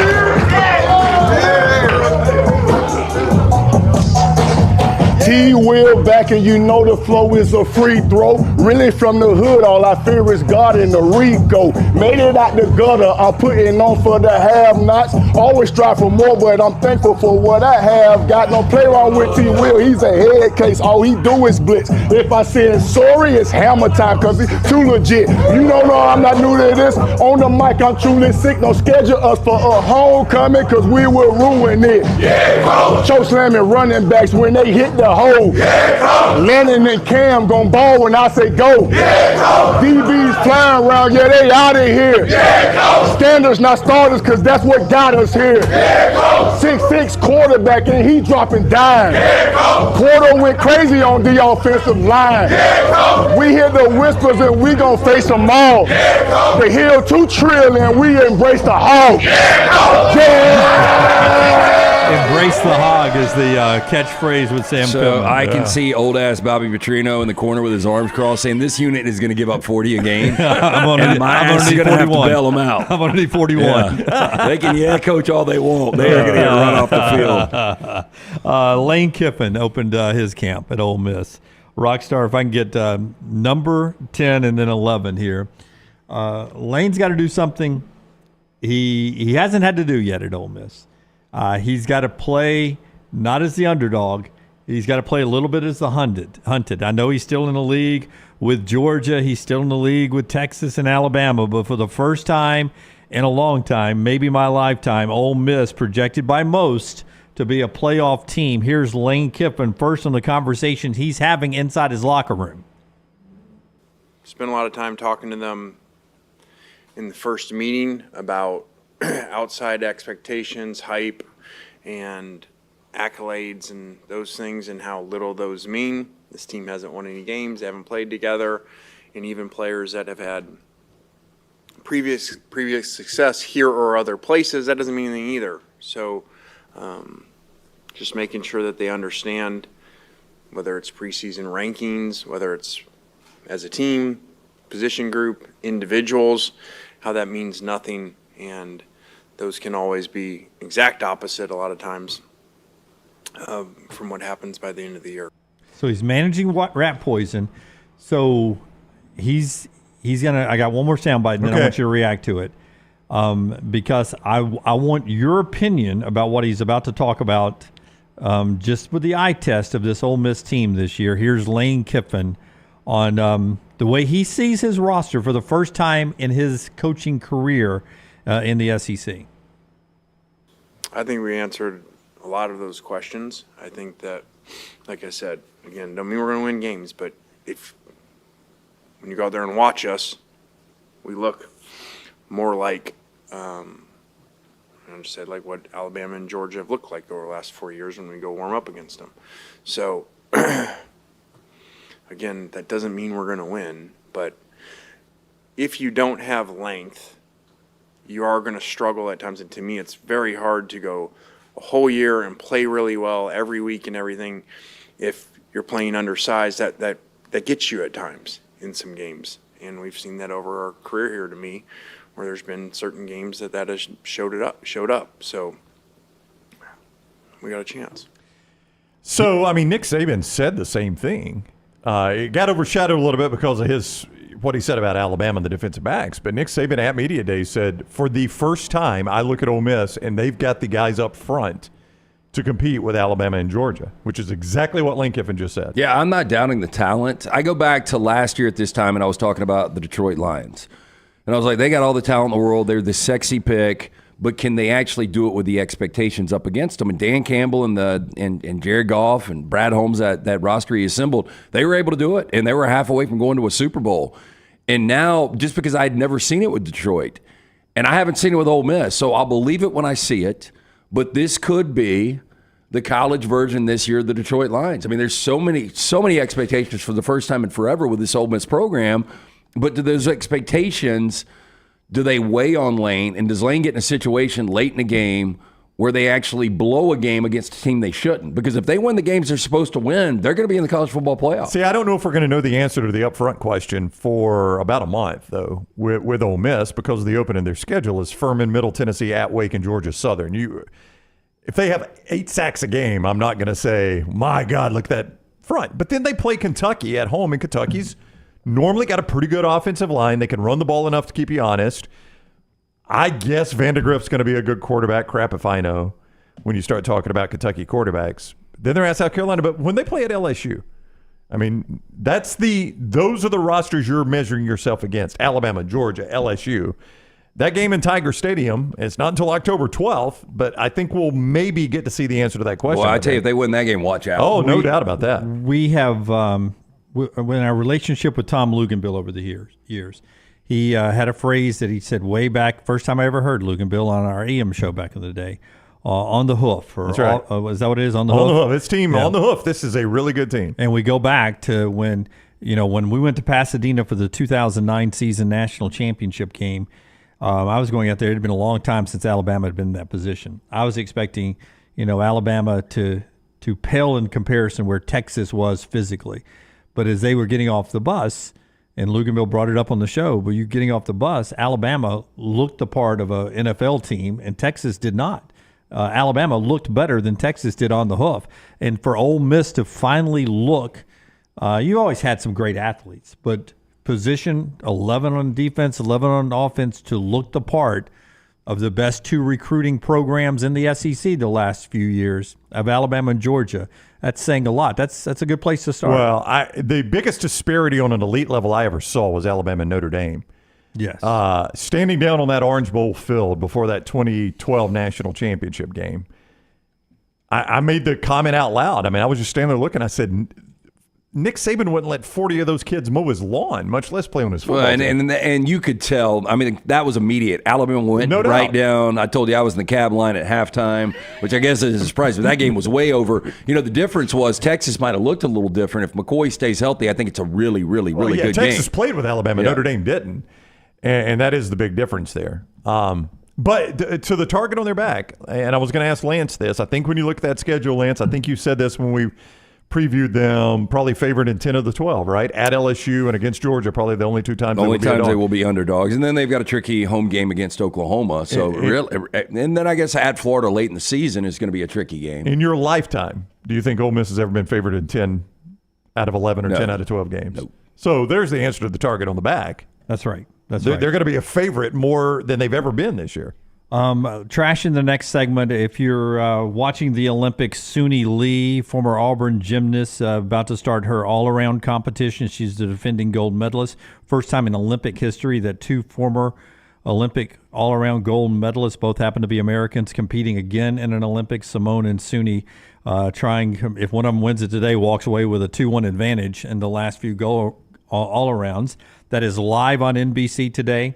Later today, live, more swimming medals at the Olympics as that continues on. The show being brought to you by Bud Light, easy to drink, easy to enjoy, and by our friends at Champy's, where you can get a nice ice-cold Bud Light. Champy's Chicken right there on Highway 119. Great lunch location as well. Chicken fingers, perfect for tailgating, perfect for the kids. Don't underestimate all the great sides they have there. You can get a vegetable plate if you want to, of just great sides there. Mississippi Delta recipe tamales and so much more. It is Champy's, world-famous fried chicken, Highway 119. Follow Rockstar on Twitter @RockstarBHM. Things fall apart. There's even a book about it, but that doesn't mean you have to break the bank to fix them. Ryan Brown here for the next round. Our friends at Mortgage Right have a new renovation option that will make repairs and other home improvements easy. If you've recently purchased a home and find yourself short on cash, or you're looking to buy a fixer-upper, Mortgage Right's renovation loan program can help you spruce up your space. Repairs can be made to your roof, plumbing, flooring, and more with the help of top-notch mortgage professionals. So get your fix by visiting mortgageright.com/TNR. NMLS 2239, Equal Housing Lender.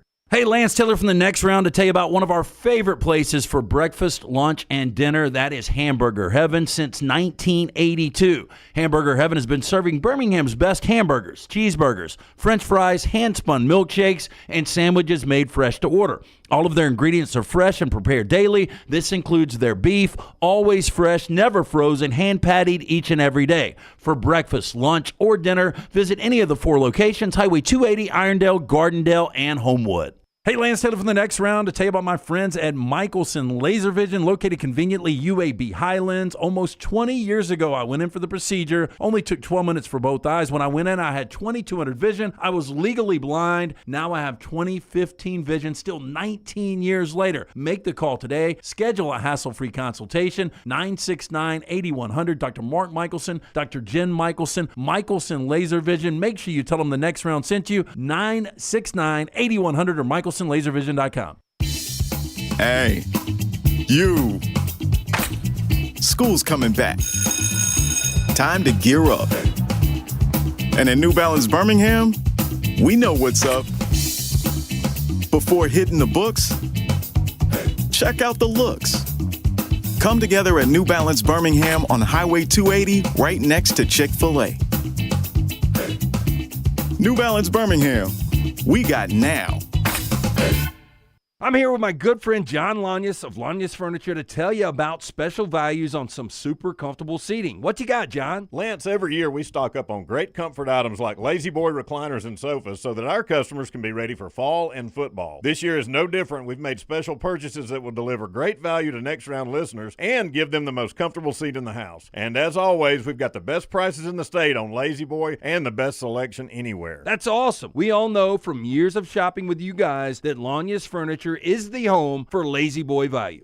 When on YouTube, you constantly hear requests to please like and subscribe. Well, here at Disrupt Media, we aren't going to play that game. Those demands are frankly outdated. So we just want you to hit like or subscribe. It's like a choose-your-own-adventure novel. Pick a path, hit like, or hit subscribe. It's your call. We don't care which, just pick one. Or go to Roll Tide Pods and do it. Or War Damn Pods. Or the Disrupt Media YouTube channel. Or the Meltdown. Just make a decision and stick with it. Like or subscribe, the choice is yours.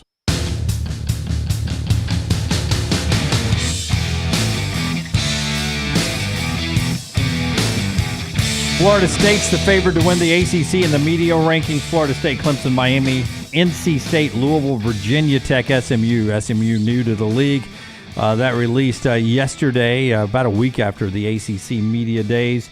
And that gets all our preseason rankings. Johnson RV Center bringing us part of the show today. Tell us about Johnson RV Center. I-65 exit 304 in Coleman, 334 in Decatur is where you find them. They have repriced both those lots. They know the pricing is so good on those lots. They will beat any price nationwide. That is their guarantee. Bring them a price on a comparable RV. They will beat it at Johnston RV Center. You can also see more online, johnstonrvcenter.com. That's where you find out about RV Warranty Forever. Gives you that lifetime warranty on anything new and qualifying pre-owned.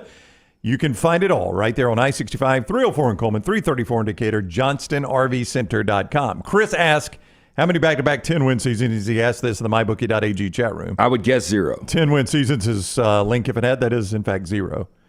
He has had, in his career, 1 at USC, 2 at FAU, and 2 now at Ole Miss. I would be stunned. I don't know. I wouldn't be stunned. Especially if you give him the postseason. I'd be stunned if he doesn't get it. Oh, well, yeah. Regular season, I wouldn't be stunned because you could see a 9-3. I do think LSU's going to get Ole Miss in that revenge game from last year. I think Georgia is still elite. I think they're better than Ole Miss. And then one of those games, I've said that's why I'm saying the pressure could get to Lane Kiffin, whether it was Oklahoma, whether it was at Arkansas, at Florida, one of those games. I've said all summer, and I don't know how much it would impact Oklahoma. I just think that Oklahoma-Ole Miss game is going to be sneaky important. By the time that game rolls around, what? How many Oklahoma games have you and other people said are sneaky important? Oklahoma, Auburn, Oklahoma, Tennessee, now Oklahoma, Ole Miss. I don't know if you've noticed, Oklahoma's got a tough schedule. Oklahoma, Alabama is not even sneaky. So when we showed isn't it just easier to say, hey, Oklahoma has a chance to sneak up and ruin somebody's season by beating them and sending their season in a different direction? I mean, that late against LSU or Alabama or Missouri could really change everything. Ole Miss is also late October. Sneaky important. Back half of that schedule is important for all those. They're all playoff contenders there. Texas right there in the middle. Auburn and Tennessee sets the tone early. I mean, my goodness, Oklahoma is. I got a buddy of mine, like the NFL. Scott Banks, who is out in the Midwest, and he's a liquor rep, and he was watching the show. By the way, he's a liquor rep. Liquor rep. Don't even know. He was watching the footage on the Fagans party, and he said that party was at least 10 to 15,000. He's like, we just threw one like that. But he said, with or without the McLaren, without the McLaren. But he said that Oklahoma fans think worst case it's 9-3 for them this year. And I just don't even know how you could look at that schedule and see 9-3 in year one with a first-year starting quarterback. Because you're Oklahoma, you're used to not losing that many games. I just look. I think Oklahoma's going to be good, and I think that they will play with everybody on their schedule. It's record-wise is a step backwards, but if they are 9-3, I would vote Brent Venables Coach of the Year in the SEC. Yeah, Walker says they're going to go 6-6. Daniel says the biggest issue for OU is every lineman starter is new for them. And you've got some teams that return their entire offensive line in the SEC. Here's when I believe Oklahoma is for real. If they open 5-0, if they handle Tennessee in that first SEC game, and then they go to Jordan-Hare and beat Auburn, if they're 5-0, then you can start to say Oklahoma is going to be a player this year. Yeah. So Oklahoma is a conversation in a new league. So too is Oregon. Let's continue it's hard for something to become hokey for me, right? And not as a Virginia Tech thing. This duck going around the Big Ten, to me, it is the Boomer Sooner back way in the middle of early summer, going around to every SEC campus. A lot more interesting than this duck going around yesterday at Minnesota and Nebraska Stadium.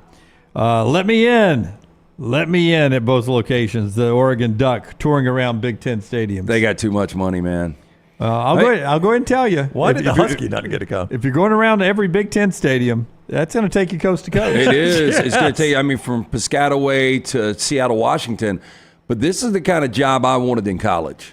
You wanted to be a mascot? No, I didn't want to be a mascot. But if you ask me, hey, look, this is your summer job. We need you to go to all of the 100%. Campuses. I'd put that costume would be incredible. On. Yeah, because all I got to do is do a few photos. That's it. Yeah. I've got friends that handle the mascots, and one in Tuscaloosa. There's a school rep. So that's at least a 2-person trip that they're on right there. Can't at imagine. least 2, if not 3. Oh, boy, I bet they're blowing it out. I don't think it's bad at Oregon. I cannot imagine how bad the inside of Big Al and Albee smells. I knew a former Big Al. And Mike the Tiger and what's the Gator name? Is it Al? Did they go Al E Gator? They don't do that goofy, do they? I think now Alabama's to the point where you have your own individual uniform. Yeah. I think you to the point. That's the money involved in the program now. I think I may be wrong about this, but I think there are 3 or 4 Big Al uniforms to where if I'm working the first quarter and you're working the second quarter, you don't have to put on my sweaty uniform. Yeah. Like they used to have to do in the old days. Like I'd have to come in during a TV timeout, strip out of that thing in 100 degree. And there you go. You'd have to put the moist one on. Oh. So Florida was very politically correct. Syracuse just ripped the balls off their mascot, right? Well, they changed their whole team. They're the orange. Yeah, but it was the orange men, and then the orange. They stripped him, and now it's just an orange. He's asexual, right? Yes. Yeah, yes, like oranges. Yes. Yeah. I never eat a male or female orange. I just eat orange. All right, it is time now for Trash, brought to you by Mortgage Right. Rockstar, hit the big button. Waves in opposition. Anita Dick is an opponent. Waves in opposition. Holden Hiscock is also an opponent. LT's Trash is presented by Mortgage Right. Mortgages done the right way. If you are looking for a new home, our friends at Mortgage Right here to help. Whether you're looking for your final home, your first home, whether you have a big down payment or need 100% financing, Mortgage Right, one-stop shop for mortgages. Visit them online. Go to mortgageright.com. Call that Birmingham office, 205-900-7200. Talk with a mortgage pro right now. NMLS 2239, Equal Housing Lender. We start first in Vero Beach, Florida. Used to be Dodger Town. No more. Where do they go now? They are in Arizona. Oh, okay. Yeah, everyone. They finally moved out west. Woman already locked up at the Indian River County Jail was arrested again Monday after allegedly trying to force her cellmate to eat a sandwich off the floor. Do it! Surveillance video shows the suspect, Tony, spelled like a guy, Gallagher, naked in her cell around 1 p.m. Naked? Naked. 1 p.m. when she grabbed the sandwich off the floor and apparently tried to get the other woman to eat it. Now, according to the sheriff's office, Gallagher grew violent when the victim refused, started to try to jam the food into the woman's mouth. She is accused of cornering the cellmate, grabbing her hair, and again trying to force the victim to swallow the sandwich. Gallagher also allegedly wrapped her arm around the victim, looking like she was trying to choke the woman. It took multiple deputies to detain the nude Gallagher and restrain her. The deputy noted during the struggle, as authorities tried restraining her into a chair, she bit one lieutenant and struck others. I mean, book by cover here, this little lady more likely looks like a librarian. I know. Not violent at all, right? Yeah. Bath salts, crack, meth. I mean, she's a bit surprised that they made her some photo. substances up, man. It'll cook you up a little bit. But she's sitting there naked. Cape on, though. Naked, trying to force a sandwich down somebody's throat, and the inmate said, "I'm not falling for this one." Sandwich down the throat trick. Did they? Was she getting a haircut or getting a mugshot with the smock? I don't know. That's probably to restrain her. She apparently doesn't like clothes, LT. She had to cover up with a smock. Speaking of no clothes, give us a Princess Leia here, Rocky. So, Carrie Fisher. Gold bikini worn by the late Carrie Fisher in Return of the Jedi has been sold for $175,000. Can I just say... That's a cocaine body right there, you're by the way. You're about to say what I'm about to say. Can I just say, that is one of those moments, photos, freeze frames, whatever you want to say, When you finally get to see what Jabba the Hutt looks like. that you remember it more fondly That's exactly than it right. actually is. That's exactly right. Does not stand up as well as Phoebe Cakes, literally. No, I mean, I'm just saying, you think back on that, and it's as a adolescent, you felt some movement when you were eating your popcorn. Seminal moment in your childhood there, potentially, and you look back on it now as an adult, and you're like, Yeah, that's what I was about to say, Brownie, it is played up in our conversation, pop culture conversation, a lot more than it is in real life. Well, that is correct. $175,000 at this auction. Will you ask either Tyler or Lunceford what species Jabba the Nut is? Jabba the Hutt? Jabba the Nut. Oh. Jabba the Nut. I'm kidding. Jabba the Hutt. But what species is he? What's he considered? Tyler's going, I think he's a Oh, Tyler doesn't even know? No. Now, this Star Wars costume, one of the most famous outfits in film history. It includes the bikini top, bikini plates, hip rings, armlet, bracelet. Now, Fisher, who played Princess Leia in the films, said she thought director George Lucas was, quote, kidding when he showed her the bikini. She said a month before her death to NPR in an interview, she, quote, felt nearly naked, which is not a style choice for me, and she was, quote, very nervous. I mean, you could see that on the beach anywhere, but it is nearly naked. But I mean, nowadays, that top is covering more than a lot of tops cover, and that bottom is covering 1,000 times more than bottoms on the beaches these days. 100%. Also, a wand used by Daniel Radcliffe in the film Harry Potter and the Prisoner of Azkaban fetched $52,000. An outfit worn by Macaulay Culkin in the first Home Alone got $47,000. And a hammer prop from the Thor film got $81,000. I mean, what do you do with an outfit worn by Macaulay Culkin? Well, do I guarantee you the billionaire that bought that is making a couple of his mistresses run around in those. I think I know what he's going to do. He's got Ewoks there as props. Is that a good Chewbacca right there? No.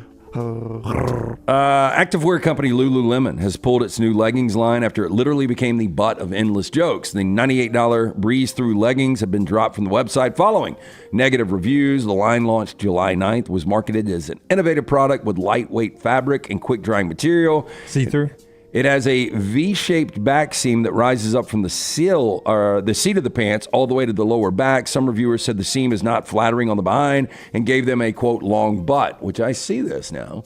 I guess so, The lilac in the middle doesn't look as bad. But is that, the middle one doesn't look bad. I can't even tell. The other ones aren't even turned around. No, I think They're definitely the one on the right is facing. Well, yeah, they're both facing us. Yeah, they're both facing us. Yeah. So I can't judge the other two, but the one in the middle doesn't look bad at all. I did not realize this. This is the latest setback for the activewear company. Its stock has fallen 50% this year. That's a big. With a drop of 16% this past month. I mean, was there some kind of controversy with Lululemon? I don't know. I just know that my niece, who's probably 8, is obsessed with Lululemon. Like, they get started quickly. Yeah, they do. Yeah, not a cheap obsession, by the way, Rockstar. They had a see-through problem for 1 year. I remember that the fabric was too thin, but I thought they corrected that. You guys raved about a pair of pants, golf pants you got one time. Well, they were really good, but let me tell you this: the Rowback. That's what I'm saying. Yeah, it's better. That's mine. My go-to now is the Rowback. In fact, I need to order a couple more for fall. Yeah, the new Rowback golf pant is fantastic. I say golf pant, Lance. You don't play golf. You still wear them. Yeah, I still wear them. They're very. I mean, they're versatile. But rowback.com, code TNR20 to save 20% on your first order there. I've got one pair of those, and when if I had to choose a pant to wear today, that's the one I would choose. Absolutely. It's my go-to. Hot, so I'm not gonna do it's my go-to pair of pants. So I didn't realize if I really fall on hard times, I can rent my pool out. Did you guys know that people are renting their pools out? I did not know that. Well, I mean, so how does this work? I think your pool location, not like this one, your pool location good enough to maybe even host a wedding. Now, I have done some, and nothing to do with me, not friends of mine, gender reveal party. Right. Because one of my best friend's daughters, hit me up and said, hey, can we have the gender reveal out there? I was like, I really don't care. You just clean up. Yeah. So you can see the bride and groom standing on your diving rock and the pastor on the steps leading up to it there. That's right. Lance playing pool, golf, right you around. You want to pay me to do that? Knock yourself out. Now, a woman who lives in east of Montreal. If you would have told me this is a backyard in Montreal, I never would have believed it. I would agree. I think this is stock footage. Montreal seems like a very cosmopolitan city. Yeah, closer to Montevallo than Montreal. Absolutely. Now, they had came home to a pool party on Sunday after a family of 5 rented it on the Swimply app without the consent of the homeowner. Swimply? Yeah, like Swimply. Like if you would have said, hey, I got a great idea for an app, I would have been like, no, you don't. Yeah. But apparently this thing is out there. Now, resident Maurice Chessy said she found a couple with their 3 children in her backyard after they had rented the pool on the mobile app who let users rent pools by the hour. Quote, we arrived, there was a car in the parking spot. There was a little family swimming in the pool with 3 cute little girls. It was not the first time this has happened. NBC Los Angeles reported in May that someone posted Santa Barbara man's backyard pool on the app to pocket the fee about a week after he put his house on the market. This is crazy. Couple explained to the family that they paid around $35 for the use of the pool. The listing said parties are not allowed, but loud music, smoking, alcohol, and pets were okay. There's some really good-looking pools not far from us on this app. Give me a price of one of them. Okay, what would you guess? These are all listed per hour. If you were to, these are pools to the level of Lance's. Yeah, I let people use my pool when I'm out of town or if I'm just not around. Like 2 days ago, I got a text, hey, can me and a couple friends go use the pool? Sure.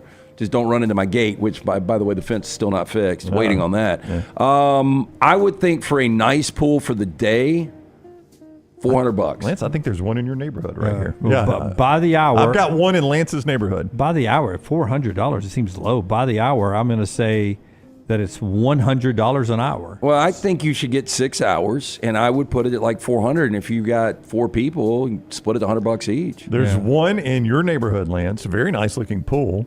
55 guests that you can bring. 55 guests. $36 an hour. $36 an hour? Are you sure it's not my pool that somebody's posted like this without me knowing? It's not your pool, but look, that's a pretty nice pool. It's right there in your neighborhood. Yeah, I mean, they've got like 7 floats in the thing's packed, and they're saying they can get 55 people. Well, they got to get rid of those floats, but yeah, 55 people, $35 an hour. Or $45 an hour. Doesn't seem like enough there, $45. Not at all. $100 just for the wear and tear, the chemicals. I mean, you come back after somebody else has rented your pool out. 55 people has been in there. What's the chemical treatment you're going to do? You're going to shock the water. Yeah, I need to go and shock that. Yeah, I'm going to shock the water. Now you can rent hot tubs too. Yeah, because I know you don't pee in pools. You're the one, but I would think everybody's going to be peeing in that pool. Well, forget peeing. Your dead skin coming off in your pool. I don't want to shock the pool after 55 well, the worst, people. Like if I'm swimming laps and somebody's brought over one of their labs or one of these golden doodles, and it's like tumbleweeds of hair in the pool that you're swimming with. I can rent a hot tub in Pell City for $23 an hour, Rockstar. Up to 50 guests. That seems heavy for a hot tub. Cheaper than a room for some people, right? Do you have to? I pay $99 at Motel 6 Trust or me. $23 for this, dudes. You like me. the Aquaman treatment? The hour's going to be enough. I'll give you 23. Do you sign the release form that says you're okay being on video? I mean, 50 people for a hot tub seems a bit extreme, but okay. Alice Cowdery was walking her dog Sadie in New Zealand. She was already feeling on edge that morning after coming across 2 dead goats on the beach just a few days prior. Oh, no. Cowdery noticed that Sadie was sniffing around a different form on the beach, walked closer to see what it was. She went on to say, quote, I just sort of froze and felt sick. I could see it was definitely the shape of a torso, face down, and I could tell it was a woman's figure. I could see it had fingernails in the toes, really realistic, so it really looked like a human figure. Cowdery was freaking out after realizing it had no head, so she ran down to the beach, got reception, and called their form of 911, which is 111. After she waited for police to arrive, she began worrying that there could be a murderer on the loose. I'm just going to give her a little heads up here. Typically, that murderer is not going to be hanging out to see who actually finds the decapitated body. Guys, I found it too. And if it's a cannibal, then they're probably already had eaten a lot more than that. The feet's the only thing that gives it away here, I think. Now, after she waited for police to arrive, she began worrying that there could be the murderer on the loose. 3 officers who responded were also convinced it was real when they first said it. Quote, and then I sort of saw one of the cops nudge it with his foot, and I thought he's not going to nudge it if it's a body. And then he sort of flipped it over, and it was even more realistic when it was on its back. It had everything. Very realistic, but obviously you could tell it was a sex doll. Oh. So it took 3 officers to drag it back down to the beach to their car. Online, it says the doll is worth thousands of dollars. How about the guy that remembered he left the sex doll on the beach, comes back and the crowd's around it? Just saw the crowd, just say what's going on. Literally head buried in sand. Yes. Do you think you know anybody that's got one of those? I do not. Well, I probably do, but I don't know them well. I don't think you've already got do. somebody in mind. Oh, do you? Do I know this No, person? I'm saying you said I probably do, but I don't know them well. I thought that you might have somebody in mind. No, I'm just going to, I know a lot of people, so I'm just going to cast a wide net and say somebody I know's into some freaky things. I'm just saying I don't know them that well. I think you can be into freaky things and not have a sex doll. Oh, you can. Yeah. You can. I'm just leaving the door open. I know a lot of people, Jim. You know a lot of people, too. Yeah, I would say probably. I would probably say somebody at Media Days might have one of these. Oh, I think when you get the... maybe in their room at the Alney. When you get the media gathered together, I think you're shooting fish in a barrel at that point. They took him to Dallas with them?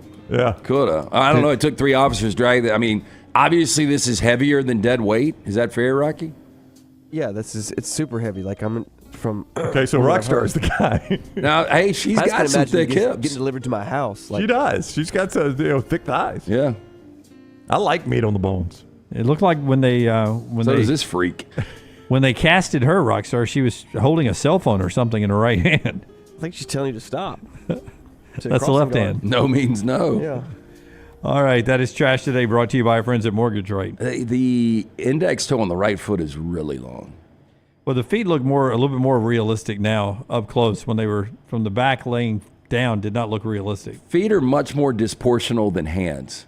Like most people's hands are proportional, but feet not so much. Yep.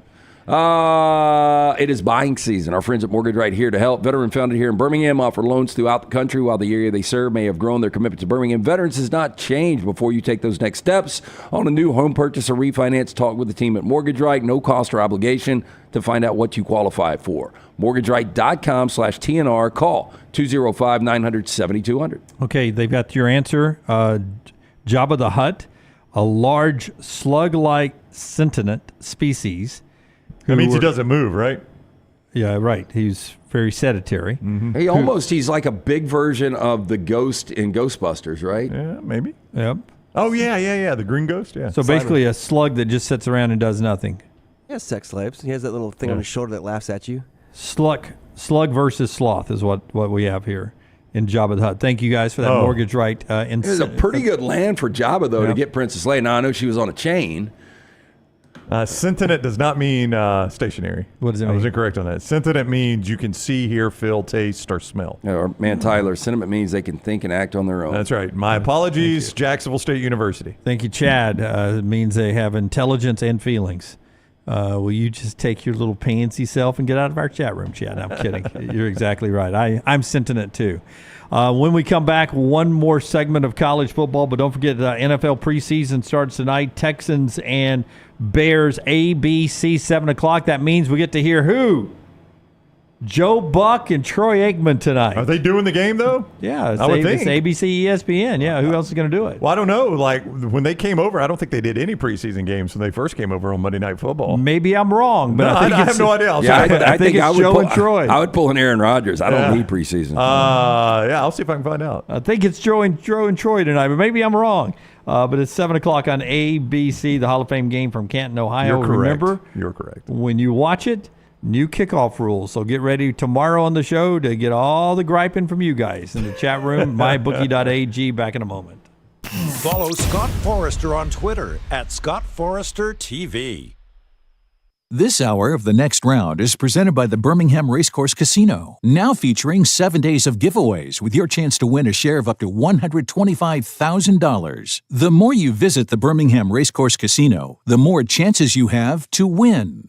Spring weather is here, and our friends at Hemphill Services are offering a $69 HVAC tune-up plus 10% off any service call when you mention The Next Round. Call Adam, Chad, and the guys at Hemphill Services. Make sure your HVAC unit is ready to keep up with the changing weather. Hemphill Services, locally owned and operated independent train dealer. The team can service all makes and models. For all of your plumbing, heating, and cooling needs, call Hemphill Services. It's hard to stop a train. 205-229-2090 or hemphillservices.com. That's 205-229-2090, hemphillservices.com. Take TNR on the go with a podcast built for your satisfaction. Miss Hour 1, find it in podcast form. Miss Hour 2, stream it now. Miss Hour 3, download it for later. Miss Hour 4, well, just know it's never coming back. Listen to TNR wherever you find podcasts.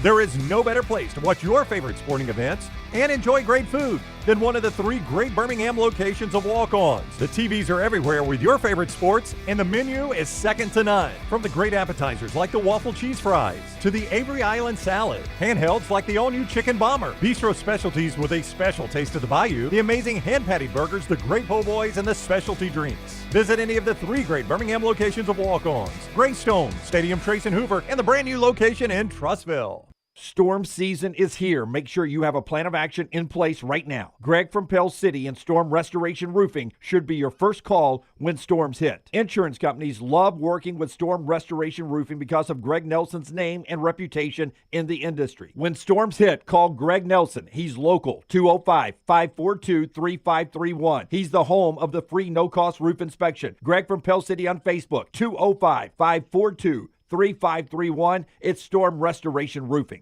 I'm here with my good friend Jon Lunceford of Lunceford Furniture to tell you about special values on some super comfortable seating. What you got, John? Lance, every year we stock up on great comfort items like Lazy Boy recliners and sofas so that our customers can be ready for fall and football. This year is no different. We've made special purchases that will deliver great value to Next Round listeners and give them the most comfortable seat in the house. And as always, we've got the best prices in the state on Lazy Boy and the best selection anywhere. That's awesome. We all know from years of shopping with you guys that Lunceford Furniture is the home for Lazy Boy value. Every day, someone is ridiculed and mocked for the clothing they chose to wear. It's a harsh reality we all must face. But you have the chance to change all of that with one visit to nextround.store. For just a few minutes of browsing, you will observe so many clothing options, from hats to hoodies to t-shirts. Please, for yourself or someone you love, go to nextround.store and embrace the warmth of true attire.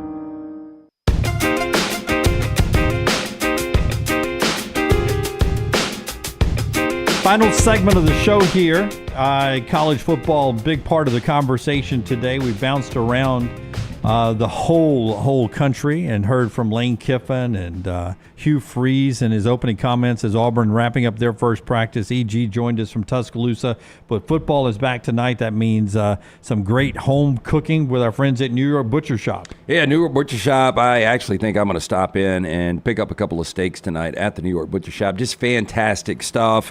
And if you're driving around just looking for an incredible lunch, the huge deli sandwiches, you're going to absolutely love those. You can't go wrong with any of those on the menu. You can build your own as well. Fresh meat, specialty items, catering, wines, desserts. They've got it all.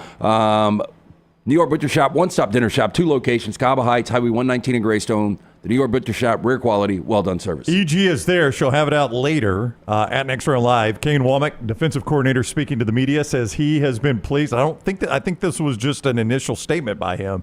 He has been pleased with what from this defense? You brought it up earlier. The aggressiveness, intensity, and the edge rushing. The pass rush. You brought it up earlier as you wanted EG to ask him. Maybe this was EG's question. I don't know. But he said he has been pleased with the pass rush so far. Yep. So there you go, Jim. You don't have to worry anymore. Well, now I'm worried about the offensive line and protection. Isn't that the way camp works? Right? Okay, so here we go. This is our last segment. I wanted to ask you guys today because you hinted at this, LT. You're not with us tomorrow, so I wanted you to be part of this conversation. Big Ten and SEC realignment. How many teams in each conference? I want to keep a list, so let's don't fire through them too fast. In our lifetime, we'll go just 25 years.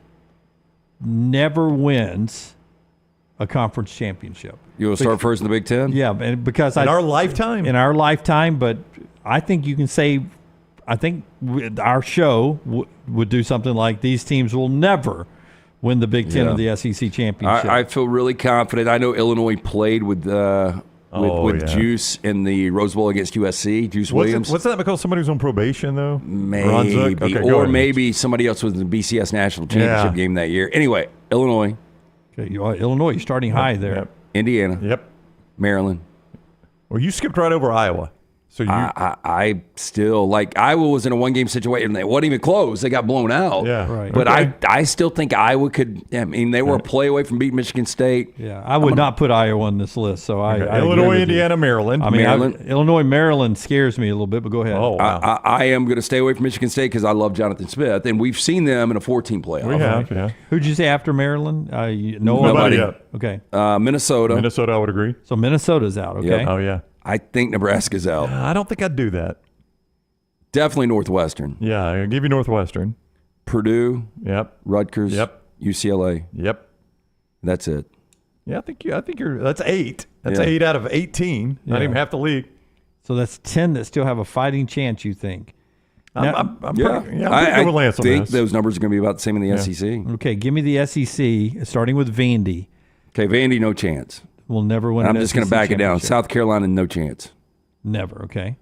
I mean, South Carolina has been in the game. Steve, I know it was the East, Lance, but Steve Spurrier had him in the game against. Well, see, that's the point, right, Brown? Yeah. Is that it's become more difficult for without those teams. divisions, you can't sneak into a one-game scenario. Right. It's become more difficult for those teams to win a conference championship, but easier for them to get in the college football playoff. I mean, that's kind of the irony of this, I guess, is that teams like Ole Miss and South Carolina, you know, in some senses, I don't know about Ole Miss because they're losing some West games, but in some senses it's more difficult. I think for the East teams, like a Kentucky, a South Carolina, it's more difficult than it's ever been for them to win a conference championship.